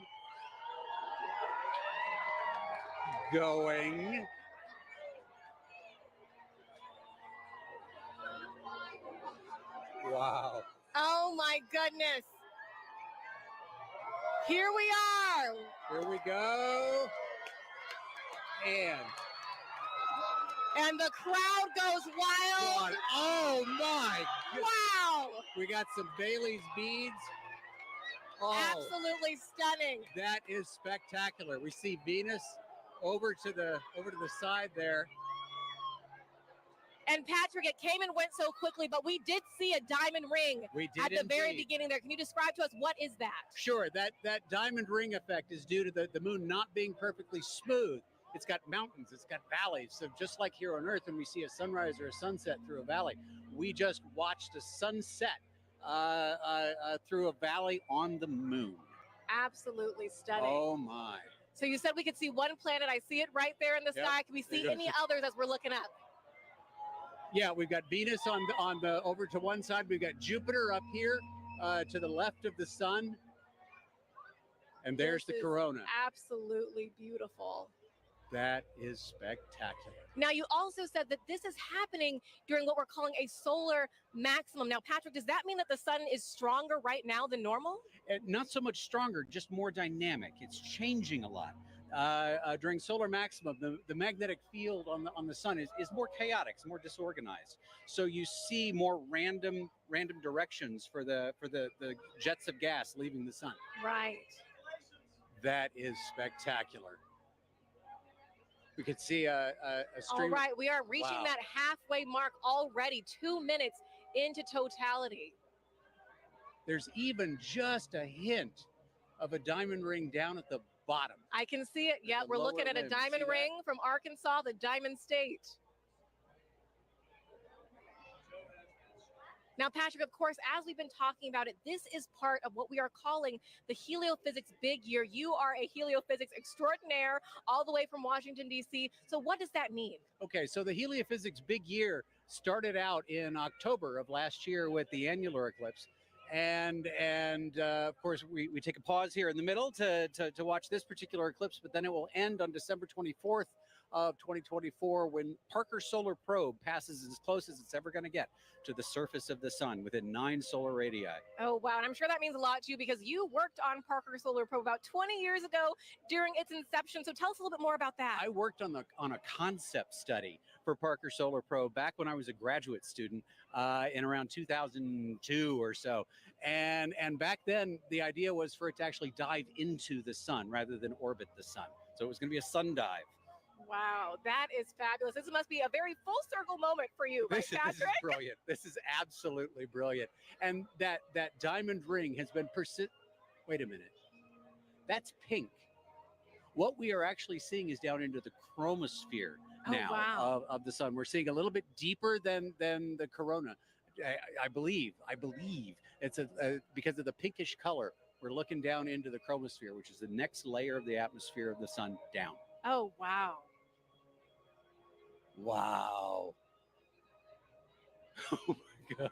This is like nothing we have ever seen here in Arkansas and like nothing we will see for the next 2 decades, right, Patrick? That's right. It's going to be 21 years before we see it again here.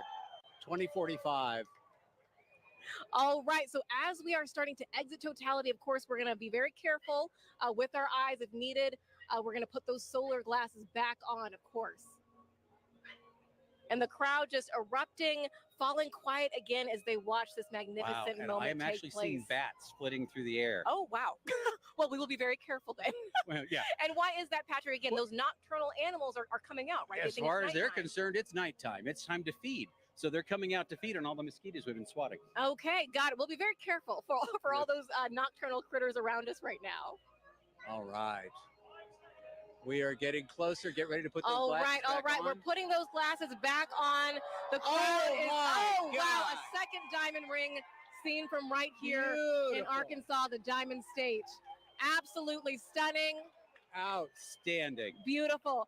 Patrick, we're going to turn around now and just one question I really do have to ask you before we let you go is, are you team sun, moon, or earth? I am Team Sun. Team Sun all day long. Fantastic. I figured from a heliophysics expert like you, we want to thank the city of Russellville for hosting us, Arkansas Tech University, and our telescope feed operator, Joe Mattis. Thank you so much. Now, let's get back to James Traley over at Kennedy Space Center. James, back to you. Yeah, thanks so much, Jasmine. What have you guys had there? So you were just right here in Russellville. You can see that shadow has now officially moved off and is on our way to our next target, which is up here in Carbondale. Carbondale is one of those very lucky cities because back in 2017, they were right at that intersection point of the 2017 eclipse across America.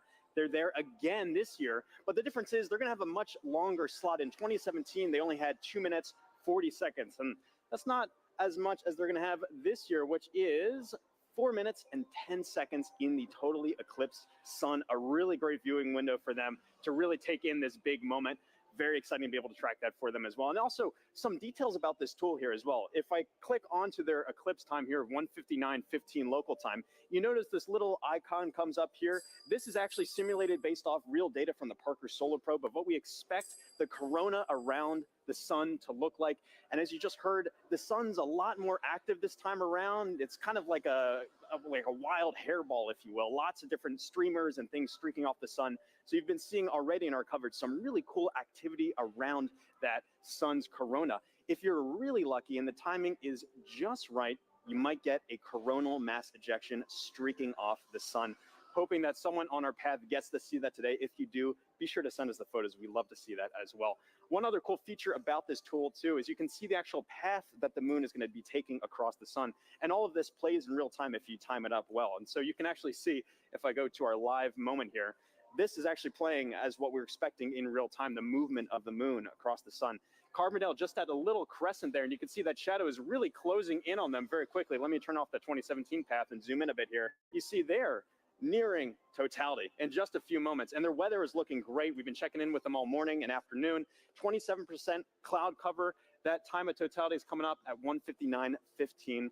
Really excited. And then it's going to be kind of bang bang for a while afterwards for a lot of our sites. We're going to be moving on to Indianapolis, all the way up to our final target in Holton, Maine. There is a lot coming up. And even again, still, if you're outside of that path of totality, have your glasses at the ready to be able to observe that partial eclipse. This is going to be going on for a while. But for now, let's take a look at Carbondale and see up close what it's looking like. How is it looking over there in Carbondale?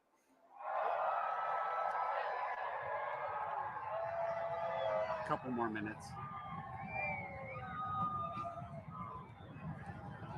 Well, the crowds are going nuts here in Carbondale at SIU at Saluki Stadium. Bob Baer is with us, and Bob, it's amazing. I'm afraid to look up. I know it's not quite ready yet, but tell us, what do you expect here for the eclipse today? Good weather. It's good weather right now. We have high clouds, so totality is going to look just a little bit fuzzy to us, a little bit hazy.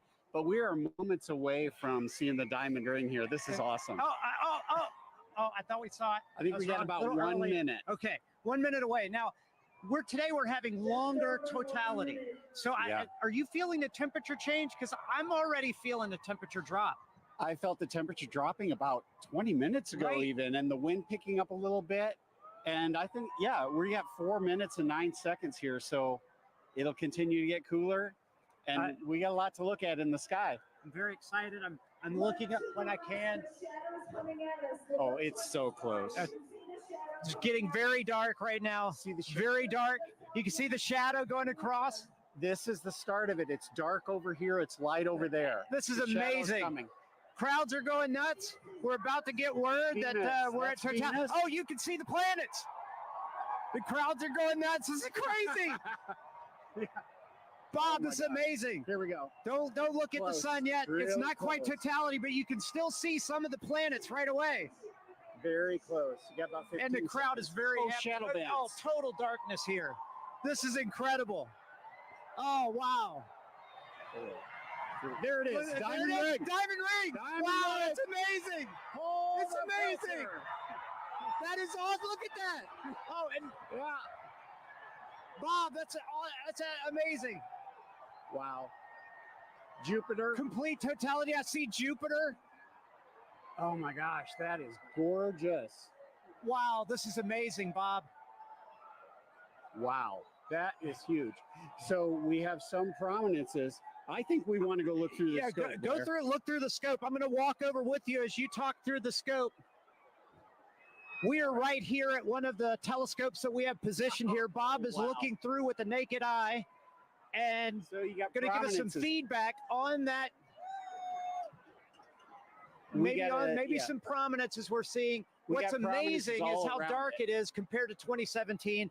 Much darker, a lot more astronomical features. We have seen Jupiter, and I believe what planet is that, Bob? That's Venus to the right. That's I the Venus. Can't quite see Mercury. I think it's obscured by those light clouds. Yeah, up light there. clouds. But 360-degree sunset around us. This is amazing. It's going to get darker. It's going to get darker. It's going to get darker. Wow, Yeah, this is already pretty dark. We are not in the middle of the shadow quite yet. Wow. Did you see it? Yeah, timer started.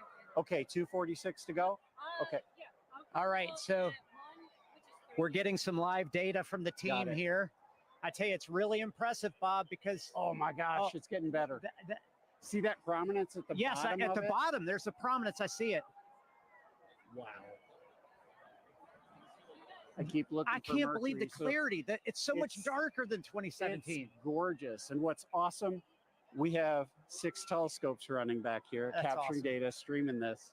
And that's a big important part here. This is not just capturing image to share with people watching the show. You are actually capturing scientific data that can be used by scientists everywhere. We are, and we've seen totality across North America so far in Mazatlan. Now we're experiencing it ourselves, and we'll experience it after this on the Jumbotron from the other dub sites. It's like the most amazing eclipse train you could ever ride on.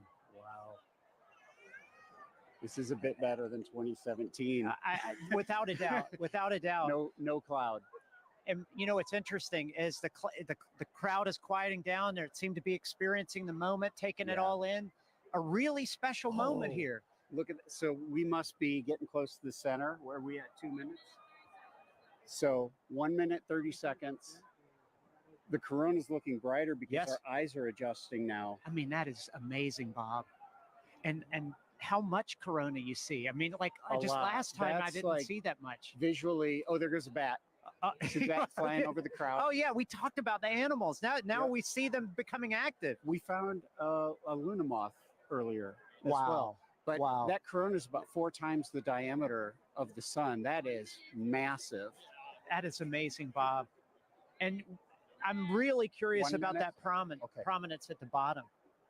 Have you looked yet, Blair? You have to look. I haven't looked. So take a look. So Blair's looking through the scope now. Oh my goodness! Totality. Oh, no, that one right at the bottom is significant, Bob. It looks like a coronal mass ejection, but don't fact check me on that because I'm just a novice. But there's actually 2 on the Bob. You got to look at that. Yeah. There's 2. Look at the 30 seconds. William, 30 seconds left in totality. Jump in there. Take a look. It's great because we have telescopes out here for people to look at and actually see total eclipse through it. Corona. And we're getting close. I don't know what you guys are seeing on television, but 10 seconds. We got to cut it off. Okay, all right, here we go. 10 seconds before we need to put our glasses back on. Okay. Oh, sorry. You're good. You're good. We put the cap back on the telescope to make sure nobody looks. What an amazing event, Bob. There's the diamond ring. There's the second one. Oh, snap. Oh, that's amazing. It's like it was scheduled.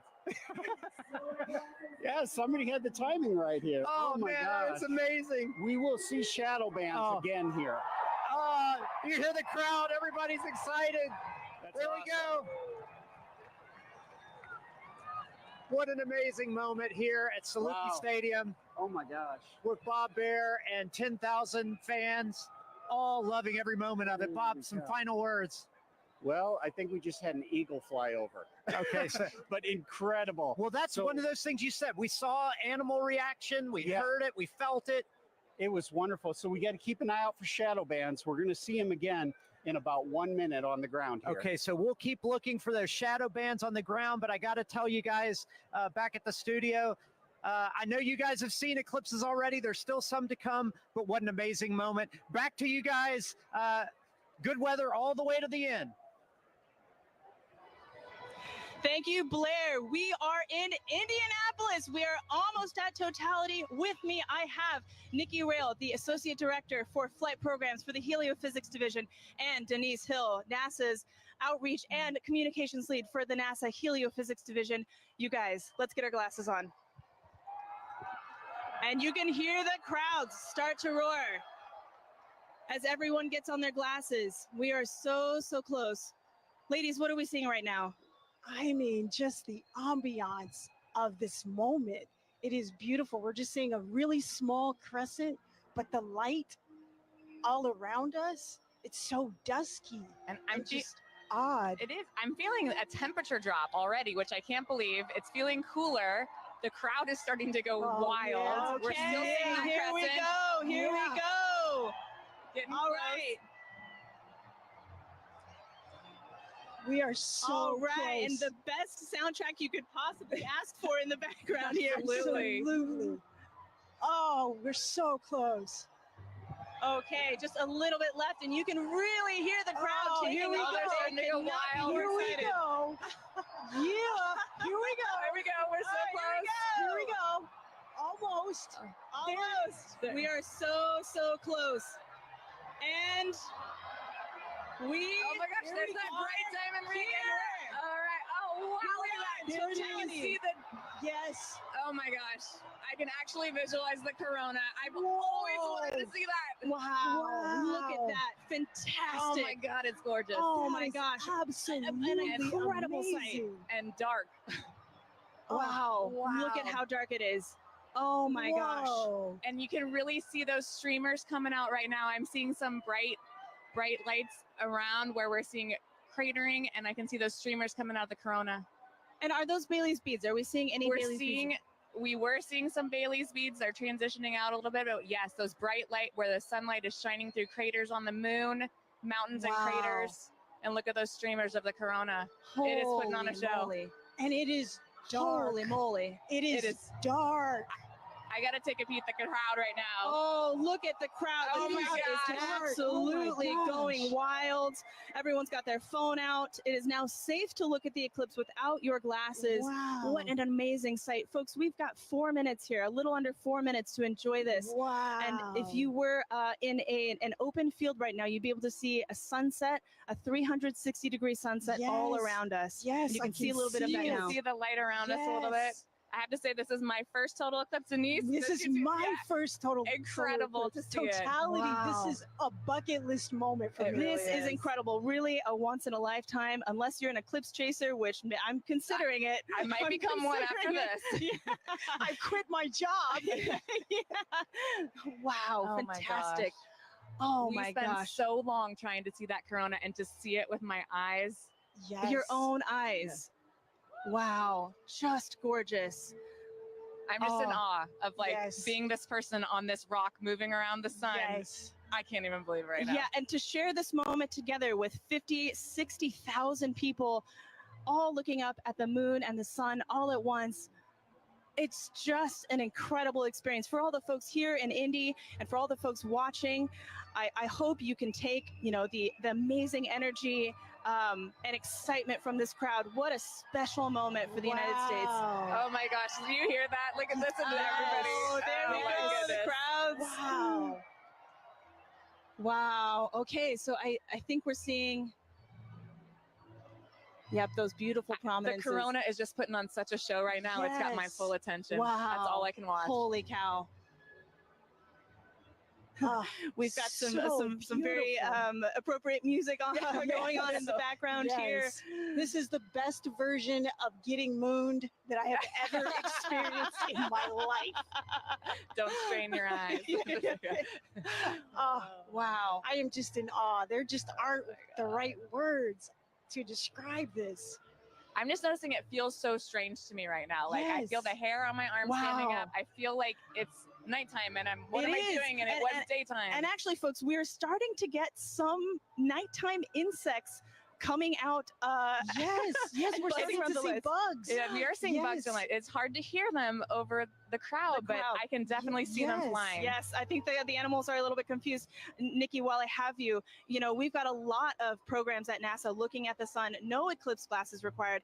As the Associate Director of Flight Programs, tell me, what can we expect NASA to be sending to the sun in the next few years? We are so lucky in the midst of this incredible time of solar max. We're getting ready to. Oh, the I'm seeing a diamond ring right and now. The I'm seeing diamond a ring. diamond ring. Take a look. Take a look. Put your glasses back on. Be safe. That is the diamond ring, folks. Wow, spectacular. Oh my gosh. You can even hear fireworks in the distance. Yes. Oh my gosh. And the light is already starting to change. It really is. You can hear Wow. and the Yeah. crowds Getting are fired up. loving Yeah, it. hear the crowd just Oh loving my every second of gosh. it.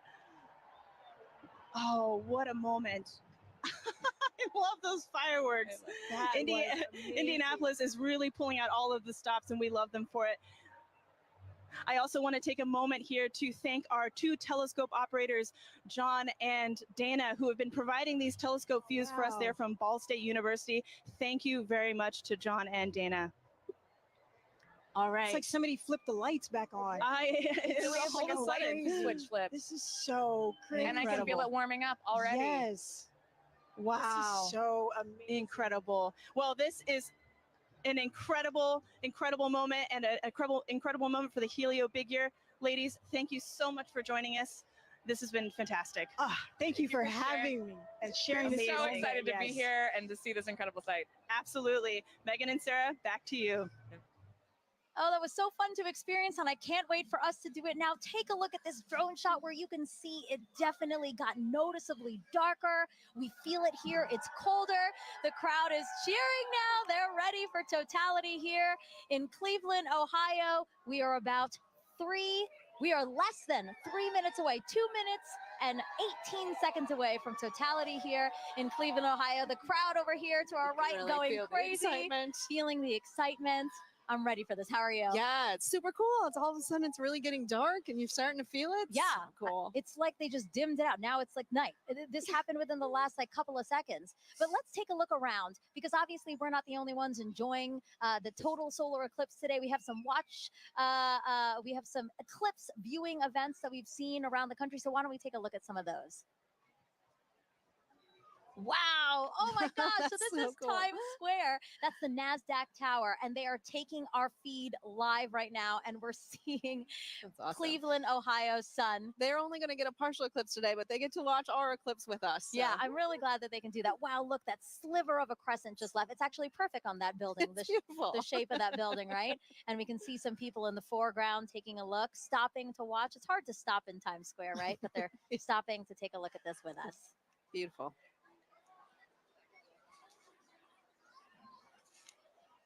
Oh, awesome. So this is just next to us. This is Progressive Field here in Cleveland, Ohio. So the Guardians have their opening day today and the first pitch after 5 o'clock. But as you can see, they've opened up the stadium and people are in there to enjoy. Big crowd the in there to watch that. That's great. Yeah, you can. Oh my gosh, Oh, it just got darker here. Yes. Oh my gosh, that's so interesting. And then Mentor Civic Amphitheater again. The field starting to fill, and everybody looking up at the sky for their opportunity to see today's solar eclipse. This is us back here in Cleveland. Everybody looking up at the sky. We have That 30 crowd. seconds. 30 seconds until totality here in Cleveland, Ohio. Oh my God, I have goosebumps everywhere. Everybody's starting to cheer. I might cry. I kind of feel like crying. This is so cool to see. It's getting so dark so fast. Wow, it's like night just descended on us. And look at the crescent slowly disappearing. Crowds cheering here. Cell phones up, cameras up. 5, 4, 3, 2, 1, and totality. Totality, everyone.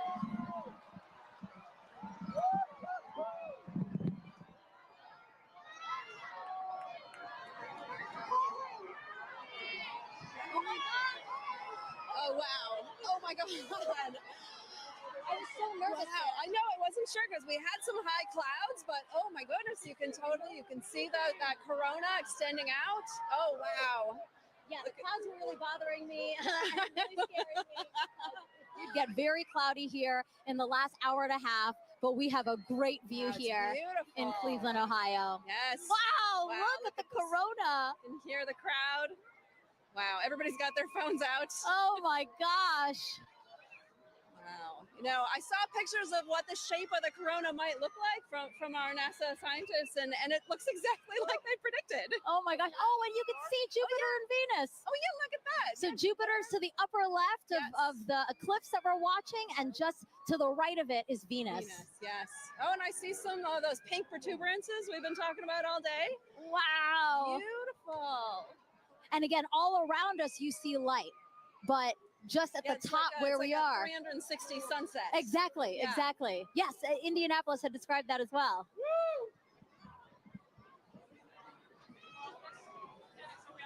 We have totality here for 3 minutes and 50 seconds. That is such a luxurious amount of time. I saw the 2017, I think we only had about 2 minutes. So. And why is that? Why does the length of totality differ? Oh yeah, well, because sometimes the moon is a little closer, a little further away. Its orbit's elliptical. And so when it's further away, it looks smaller in the sky, but when it's closer, it looks bigger. And so we get a little bit more extra time. Look at the prominence. You can see it on the bottom. On the bottom there. So pretty. Wow. It's like bright pink. That is insane that you can see it from there. From here. Yes. Just like the power of our sun. I'm truly in awe right now. And cold. I'm in awe and cold. It did drop. It is dropped noticeably 10 colder. degrees. It's like, yes. Yes. Looking around to the crowd. A lot of people videotaping it, trying to take photos. It's the lovely backdrop of the Cleveland skyline. Yeah, that's beautiful. We have the stadium right next to us. Oh my gosh. And again, thanking the Great Lakes Science Center and NASA for hosting this event here in downtown Cleveland, Ohio. It's great to like sort of join humanity to all come together at once and experience this together with such a great Oh, group look at the of screen folks. right now. Here's a shot of the skyline. Oh, wow, the sky looks on fire.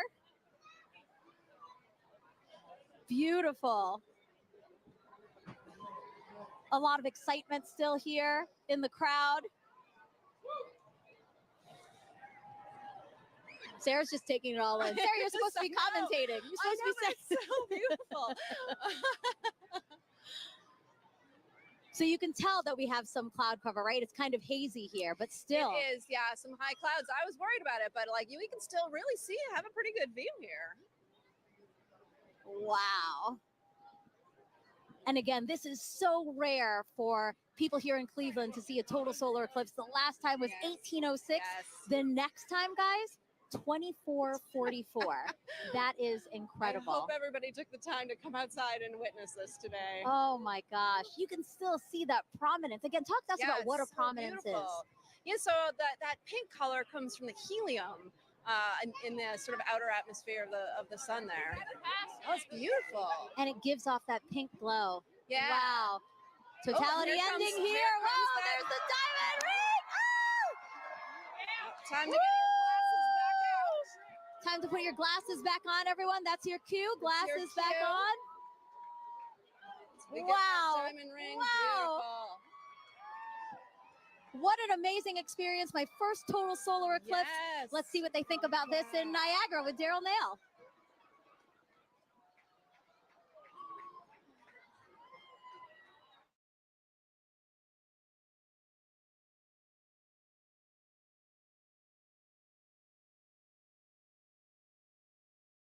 Over the entire area. You can hear the crowd erupting at various moments when the eclipse has been seen, but we are under pretty cloudy conditions, and David Sheeny is with us. He's a program executive with the Heliophysics Division. David, this is a challenging situation to be in order to try to see this eclipse. We've seen glimpses. We have seen glimpses. So we're basically spending our time staring at the sky, hoping for a little bit of a glimpse of what will be a totality. So right now, the sky has just completely gone dark. You see all the lights, basically, everybody's cameras and everything else are all making it lighter. And it's gotten significantly colder as well, just over the last several minutes. It's like, it's fascinating to see it go night like this. We've been listening to everybody across the country enjoying totality and seeing it clear. That's not the experience we're having here. In fact, it's so cloudy that our telescope operator, Jessica Bellina, who's working very hard to try to get a lock on it, has not been able to get that telescope feed dialed in because she has to have a view of the sun in order to see it. So we don't have a feed for you from Niagara. What we have is just every once in a while, you'll hear part of the crowd, only part of the crowd will cheer because I guess they kind of have an angle through the clouds to see just a little bit. Yeah, and the clouds have really only cleared out enough occasionally to even need eclipse glasses. So for the most part, you have a thick enough layer of clouds that you can see the eclipse without them, and it's just fine. So a lot of us have been able to just take regular pictures with our cameras. Let's take a look and just kind of enjoy the moment of darkness that we're in now. People have come from all over the world to be you can see some. It looks like it's a little bit lighter up there. Our spotlights are blinding these guys. Can we turn the spotlights down? So there, you got a little bit of eclipse right there, with people watching.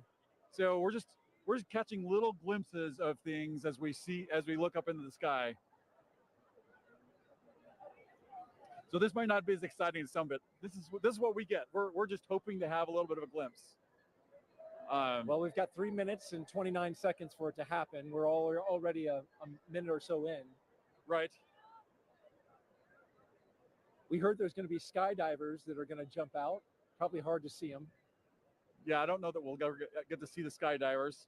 You can't see any of Niagara Falls really. It's basically all like as if it was night for us here.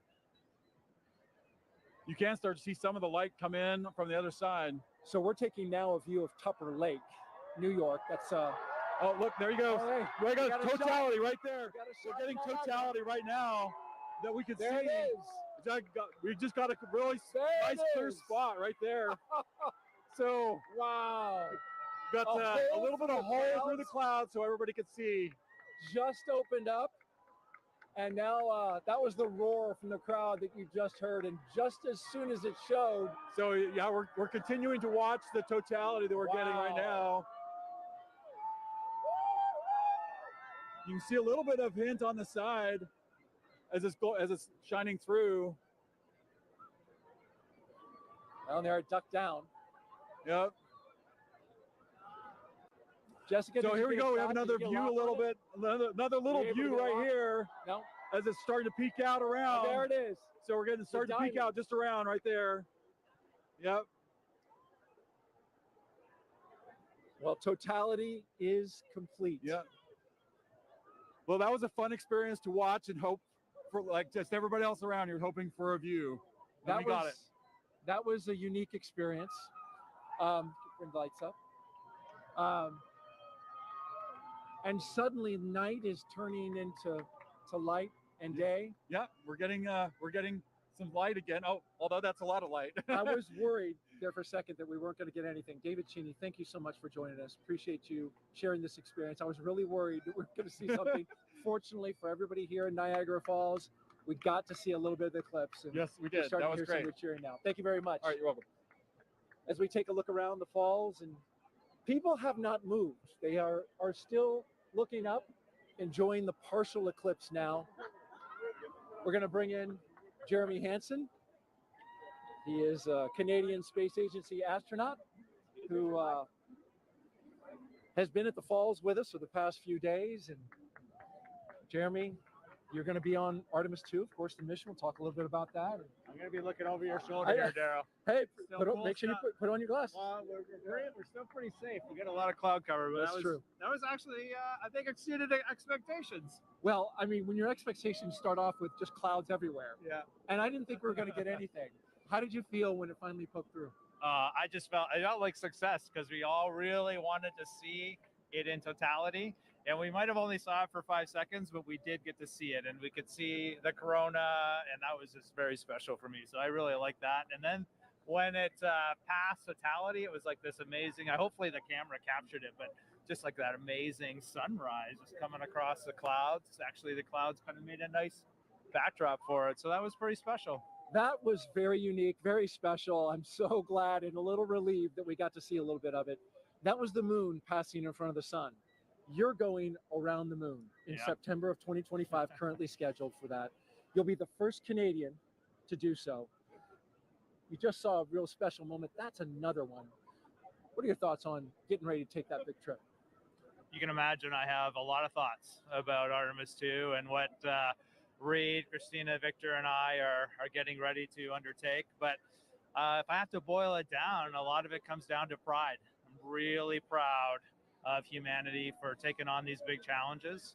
I'm really proud of the United States for their leadership, for creating this opportunity where other countries can express our genius, bring real contributions to the program, And now Canada is going to be the second country in the world to send a human into deep space. And it's got nothing to do with me.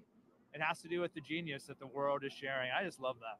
That's amazing. Want to mention real quick, we are in full totality up at Tupper Lake, New York, not far from here in northeastern New York. We're here in western New York where light is continuing to shine and get a little bit brighter. It really is special, and we really felt that in the 4 days that you were here interacting with the public. Was that your sense? There's a lot of excitement around this celestial event that's happening and around space exploration in general, which I find really uplifting. I don't think space exploration solves all the problems or challenges of the world, but I do believe it is one of the pillars of those solutions. It doesn't matter what problem you're looking at, space plays a role. And I love it when I see our youth getting fired up about, asking me, how do I work at NASA? How do I work at the Canadian Space Agency? We're on the US side here, but I've had some Canadians come up to me. It's just something that brings us together. This, the spirit of humanity. Just like this experience we're having here, it's a very, it feels like community. We're all out here, just humans, just being humans and sharing something special. And sharing it together was really neat. That communal part that you talk about. Like, I felt a little bit of a bond with everybody here now. Yeah. You as well. Appreciate seeing you and having dinner of the past few nights. Just happened to work out coincidentally. Yeah. Really enjoyed the time. Great words today. And we will all be rooting you on for your mission coming up in September of next year. So good luck. Be safe. We'll be rooting you and your crew on. Thank you, Jeremy. Yeah, no, we'll take it. I appreciate that. And I don't know if you saw it when you're on camera because you were busy, but the birds, they just went nuts in totality. Did you see that? No, I didn't see it. They're all up here. They came out of the woodwork. I mean, there's been birds all day, but it was sort of like birds filling the sky. I thought that was really neat to see. Anyway, thanks for having me today. It's a pleasure to be here. Thank you fill that out in your Citizen Science Journal. Make sure you put that in there because we're doing that. All right, thank you, Jeremy. And I just want to say thank you also to New York State Parks, Niagara Falls specifically. We couldn't have done this without you. So thank you very much. Definitely. We're going to throw it now to Kennedy Space Center where James Traley is tracking totality at Tupper Lake. James? That's right, Daryl. Yeah, we are still in totality in Tupper Lake. We are nearing the end of our eclipse across North America. You can see our last target of the day, Holton, Maine, is all the way up here, almost off your screen. This speed of the eclipse shadow is moving so quickly across. The ground speed is about 2,000 miles per hour, so that is a fast clip. If you're in the path of totality, really take full advantage of those few fleeting moments to observe this moment. If you're not in that path of totality, or if you missed it, hopefully you didn't miss it because we've been tracking it all day here showing you. If you did miss it, I'm going to zoom way out here and show you what to keep an eye out for in the future. So this is going to be the eclipse path in 2045. We're going to come through parts of Montana into North Dakota in 2044. 2045 is the next big eclipse across America. That's actually going to come, oops, I didn't draw here. There you go.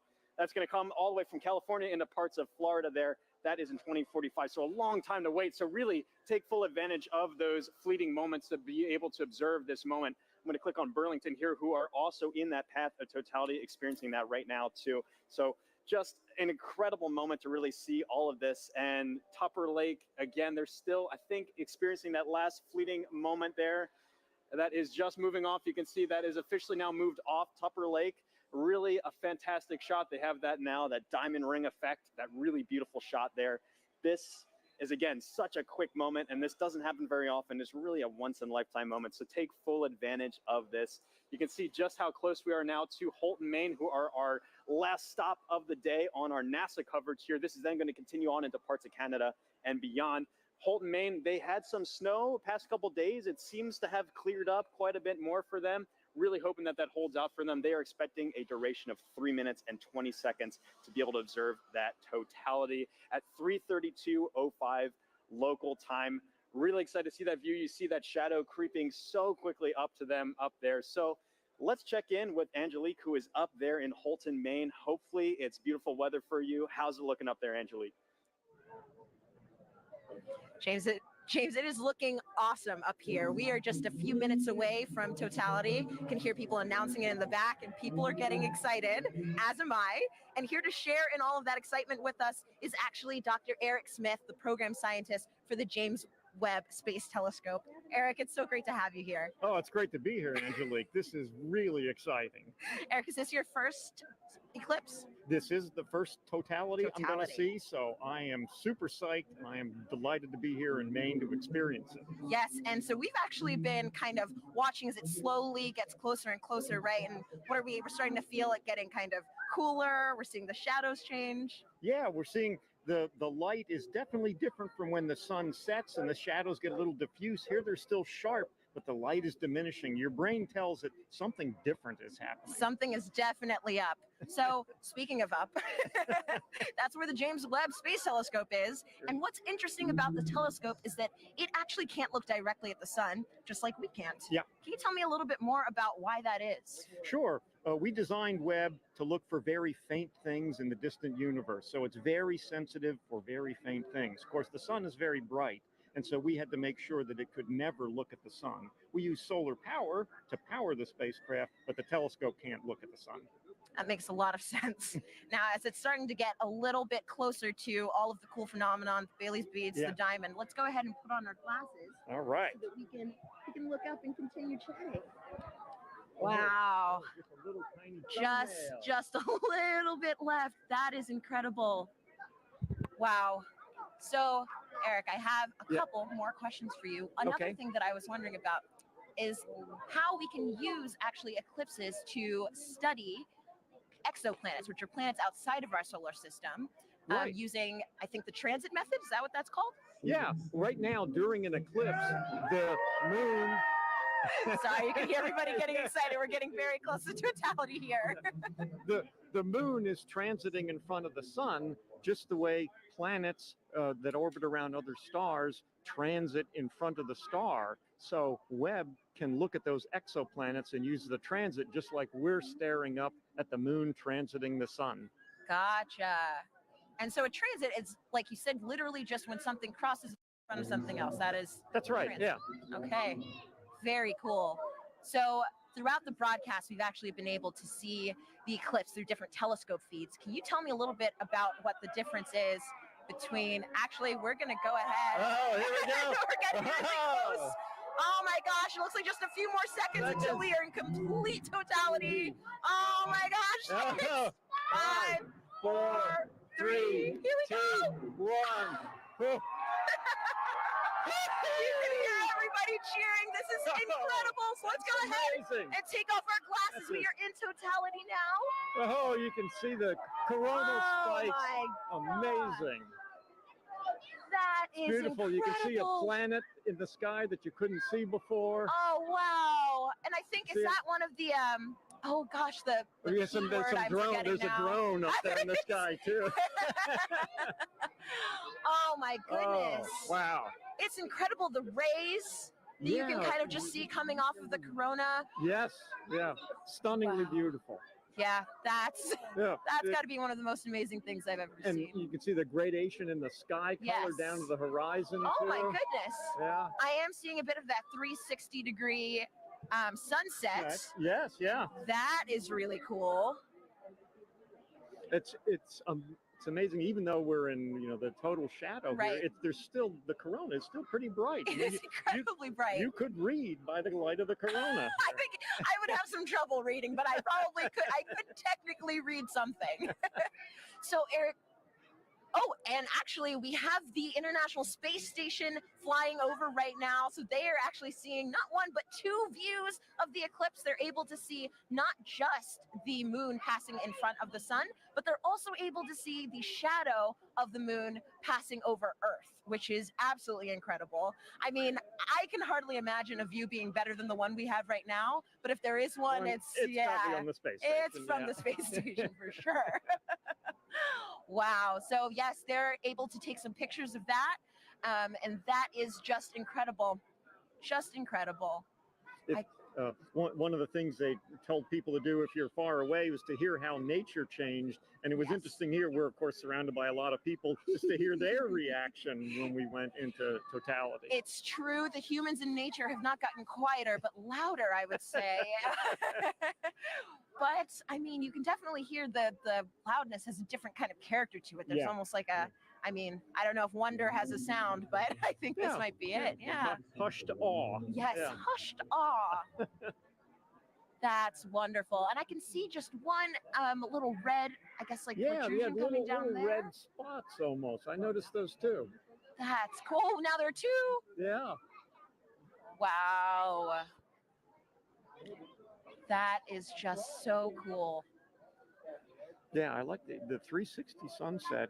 It's a little hard to see behind us, but it's oh, we've got at least one or two drones. Yeah, some our robot overlords. Of course. And so, Eric, I know that, I mean, clearly with the drones, people are starting to get involved in the eclipse. And I know that there are lots of ways that people can actually get involved. One of those ways is with citizen science. Right. Do you mind talking about some of those opportunities, how people can actually... Sure. We had citizen science programs where people could use their cell phones to take pictures during the eclipse. And we're getting ready to come out of totality. And here we go. Oh, there it is. Oh, it's peeking out. Oh. Everybody is cheering. We have just made it to the end of totality. We're starting to see the sun just peeking back out amazing. Again. Now just look at the ground, how much brighter it's gotten. It is already so much brighter. That is so wild. That was probably one of the most amazing, but also fastest 3 minutes of my life. Yeah. I wish I could do it all again. Yeah. All right. Well, that was incredible. Incredible to get to experience that here in Holton. Thanks so much to the city of Holton. And also thank you so much, Dr. Smith, for coming out and hanging out with us and experience this wonderful event. Oh, it was my pleasure. And congratulations to the city of Holton here for doing such an amazing job covering the eclipse. It was amazing. Well orchestrated. Above and beyond. Yeah. And I want to say, of course, a special thank you to photographer Dave Bowman, who has been giving us these incredible images from the telescope feed. And we're going to enjoy as the rest of the eclipse kind of ends here, going back in the direction that it came. And with that, we're going to send it back over to you, Megan.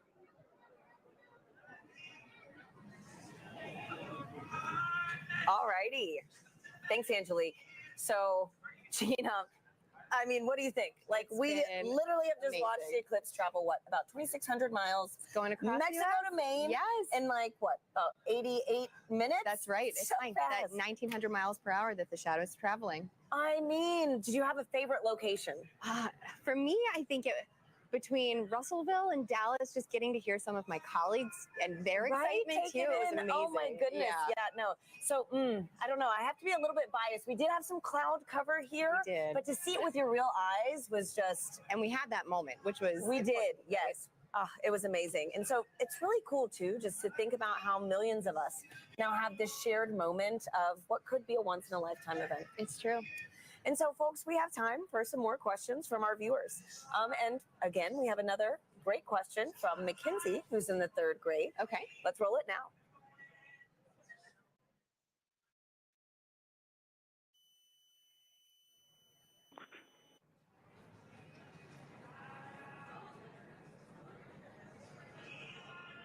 Hi, my name is Mackenzie.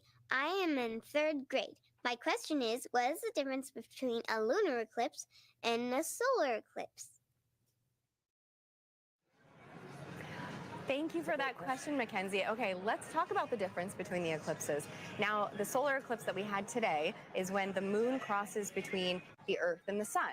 But we also get lunar eclipses, and a lunar eclipse occurs when the Earth crosses between the moon and the sun. So it's really about where the shadow is going. Today we have the moon shadow projecting on the Earth. During a lunar eclipse, we have the Earth shadow projecting onto the moon. So that's the main difference there. That we just saw too, those incredible views from space, That's you right, know, from to see that space second perspective view. And so I've got another question for you right now. It's going to be Eli on Reddit, who wants to know, there are quite a few solar eclipses in the world every few years. So why is this one scientifically interesting?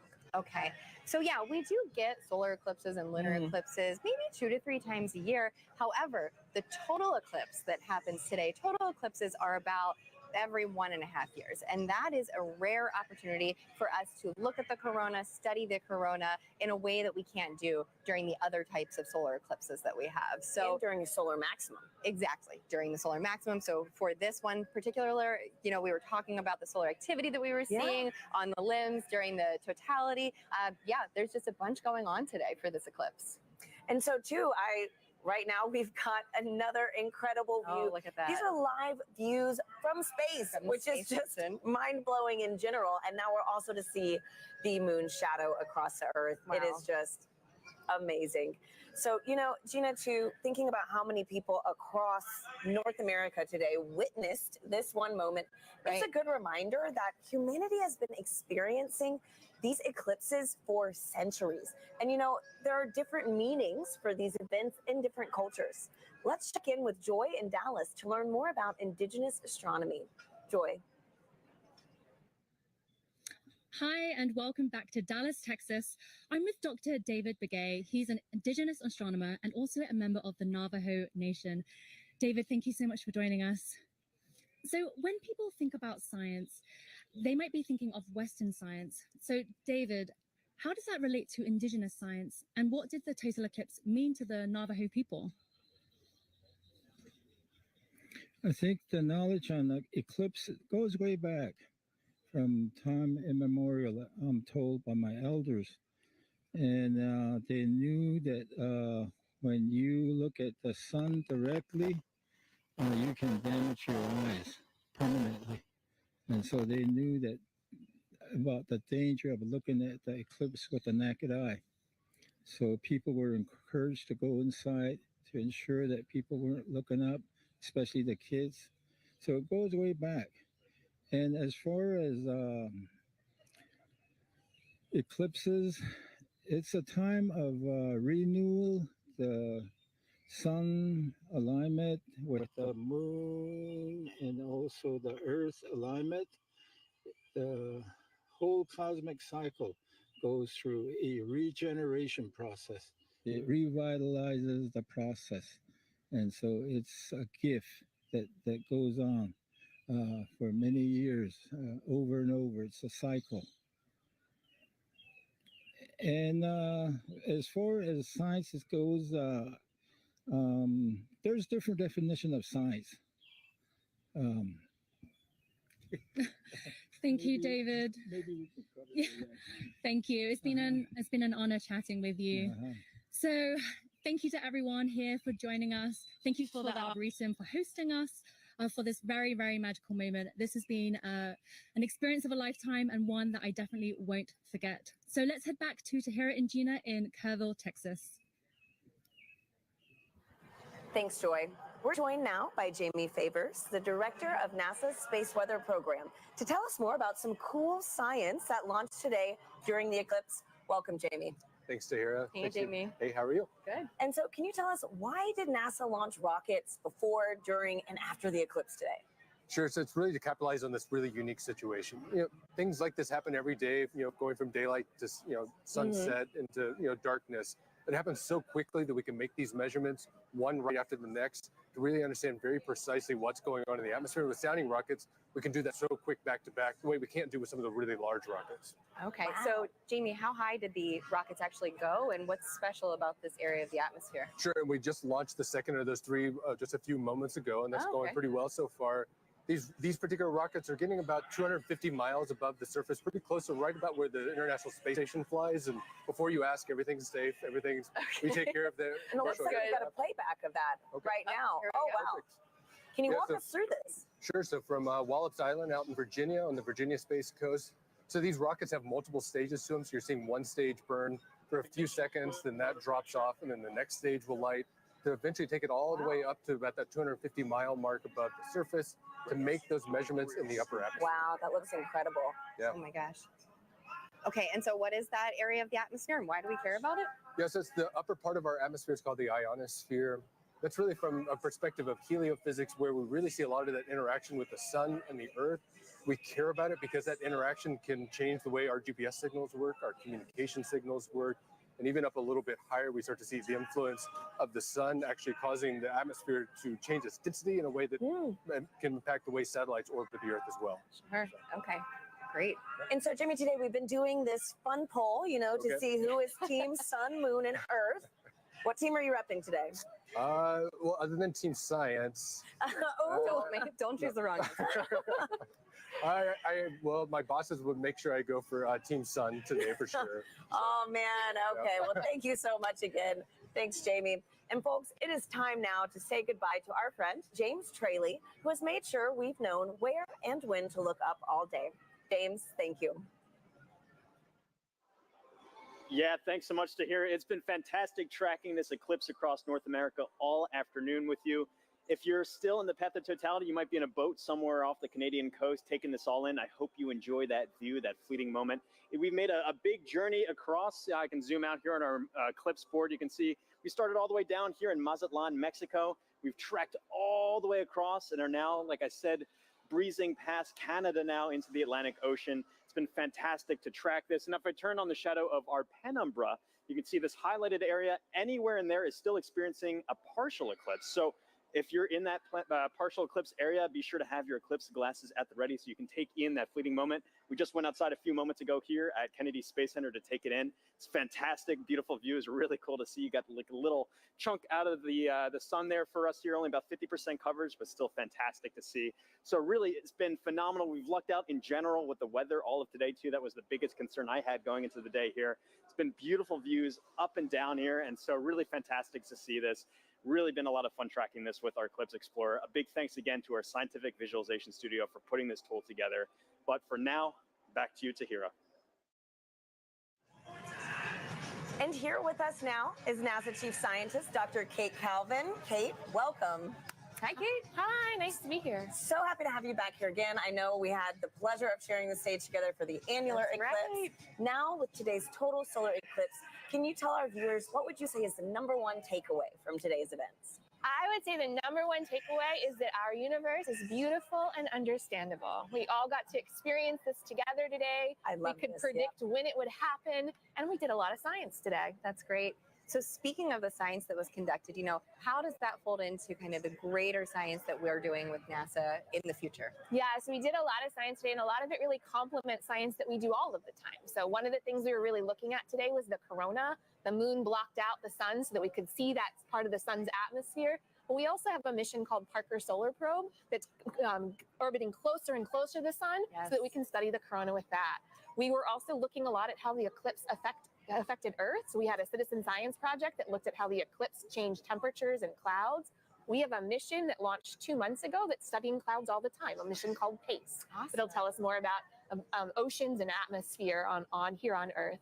And one of the other things we do is we develop instruments called a coronagraph. So the moon blocked out the sun today so that we could see that corona, but we can make an instrument that does that. And so we have an upcoming mission called Nancy Grace Roman that's going to block out the light of other stars so we can see what's flying in here around them. Amazing. So much going on for the sun at NASA, honestly. Right. And I understand that the Heliophysics division has a big sun celebration going on right now, the Heliophysics Big Year. Kate, could you tell us how we could get involved in this and really just celebrate our star? Yeah, this total solar eclipse was just one event in a series of this Heliophysics Big Year, working towards Parker Solar Probe's closest approach to the sun. And we have a lot of activities where you can engage in our science and learn more about the sun. And if you want to know more, you can find us on social media at NASA Sun.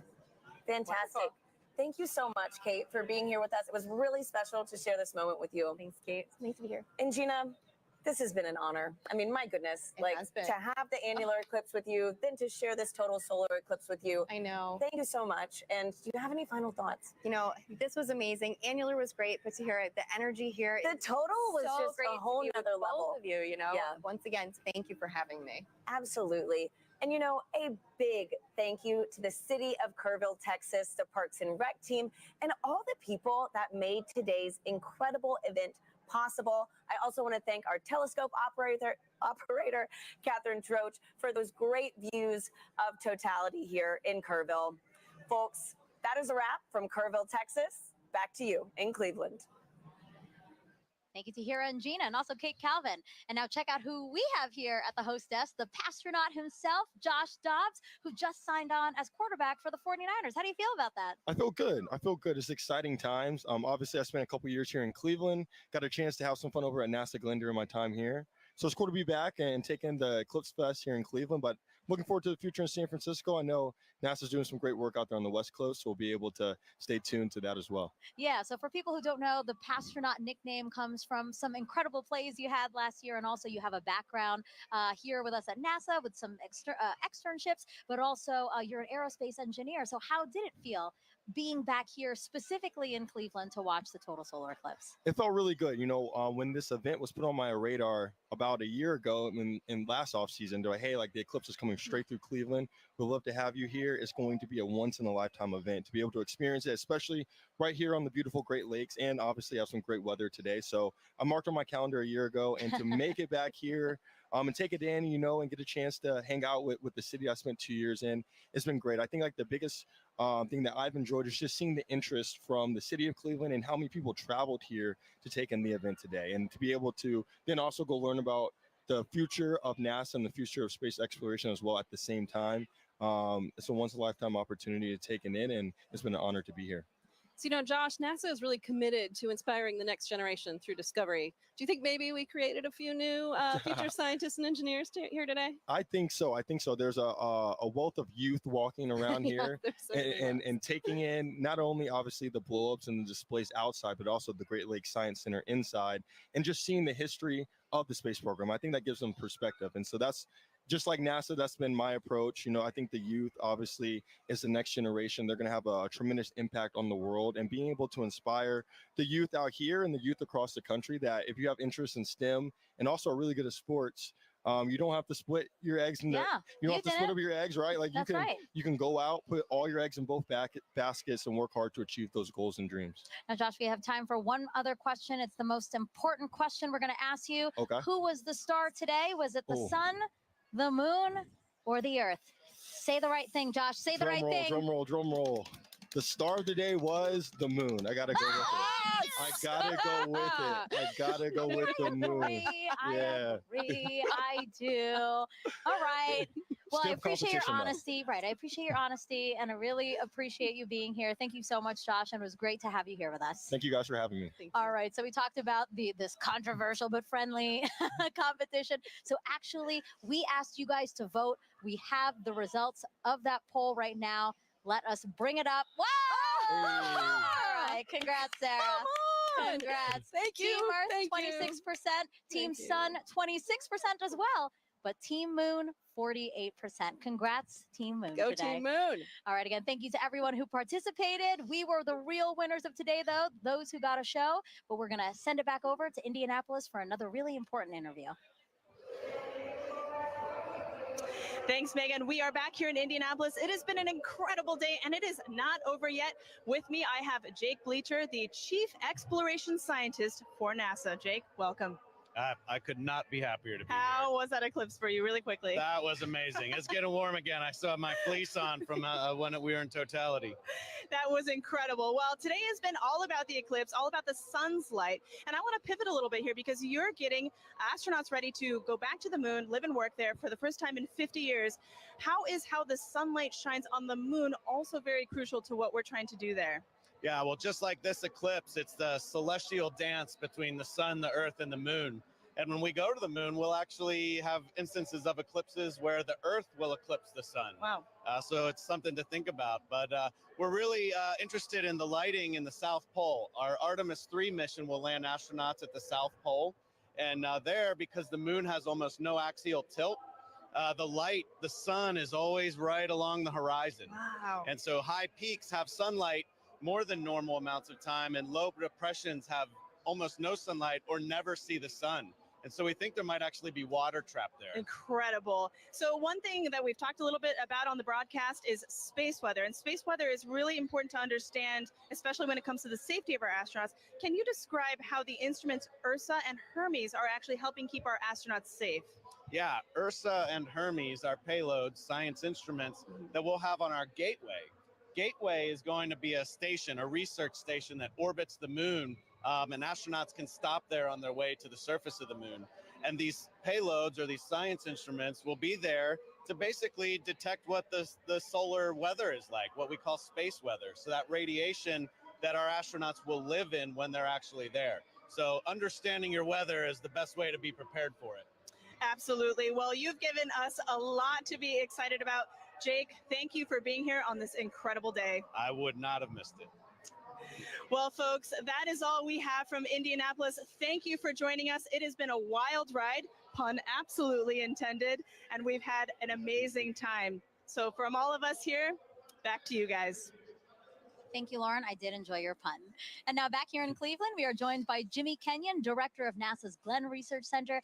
Thank you for joining us and for hosting us, really. Absolutely. Thanks for having us here. Well, so yeah, Glenn Research Center is right here in Cleveland, Yes. just down the road. The only NASA center in the Midwest, the only one in today's path of totality. Literally everything aligned for us to get a great show here.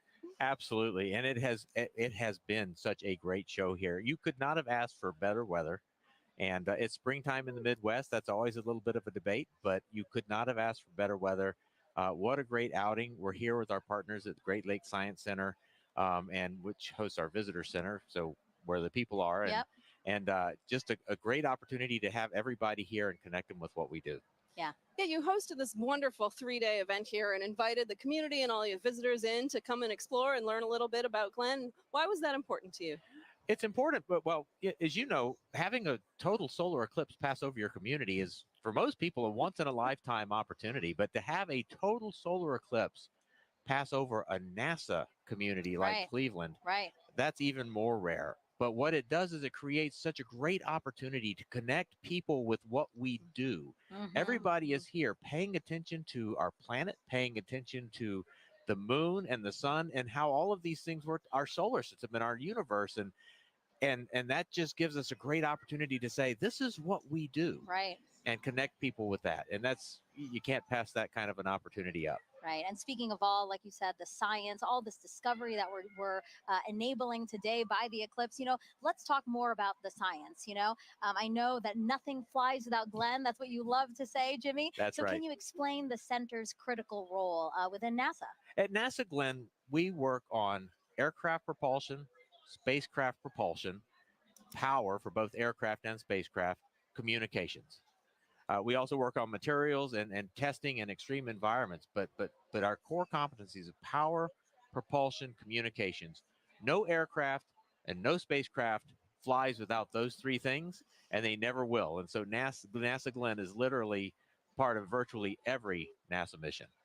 Well, Jimmy, thank you so much. I really appreciate you being here and again hosting us. This was a wonderful event. I know so many people joined us here and really enjoyed it because we were watching, we were looking out at the crowd, Yeah. Lots of smiles. So Yeah. really, thank you so much. You and the Great Lakes Science And Center. thank you for being here and being part of this with us and really putting NASA and NASA Glenn on the map here for us. Thank you, Jimmy. you. Thanks Thank so you. much. Have a great day. All right, and a big thank you to our whole team positioned across the path, from our correspondents to our experts and our telescope operators. We couldn't have done it without all of you. And Sarah, as we're taking again this aerial shot of the Great Lakes Science Center, so beautiful. Such a wonderful way to experience my first total solar eclipse. And I hope you had a good time too, because I know this isn't your first total solar eclipse. No, this is my second, but it was really great and special to be able to experience it with you and all the folks here. Yeah, we did notice that people right after, the people were like, whoa, they were trying to get out. There's a lot of really fun events happening in Cleveland. So there's a lot of people in downtown. So I hope that they took some time to look up today and really enjoy what they saw. Yeah, and not only all of the great views that we had, but we also really did some cool science today too. Yeah, really, really cool science. And actually, yeah, let's talk about that. NASA's heliophysics big year isn't over yet. We had the annular eclipse, then we had the solar eclipse, and now talk to us about what's happening in December. Yeah, coming up on Christmas Eve, in fact, Parker Solar Probe will make its closest approach to the sun, 3.9 million miles, which still seems like a long way to me, but apparently that's actually pretty close. Yeah, I can't believe that's happening. Again, just that it's all, we've been saying this all day, aligning. Everything is aligning for us to have a beautiful show. And so, yeah, Sarah, again, thank you so much. We watched this together, race across Mexico to Maine in only an hour and 28 minutes. And again, we have so much more to look forward to. So we hope you all stay with us as we continue studying our sun and how it affects us, from all of us here at NASA, where we make air and space available for everyone. Thank you for watching and enjoy the rest of your day.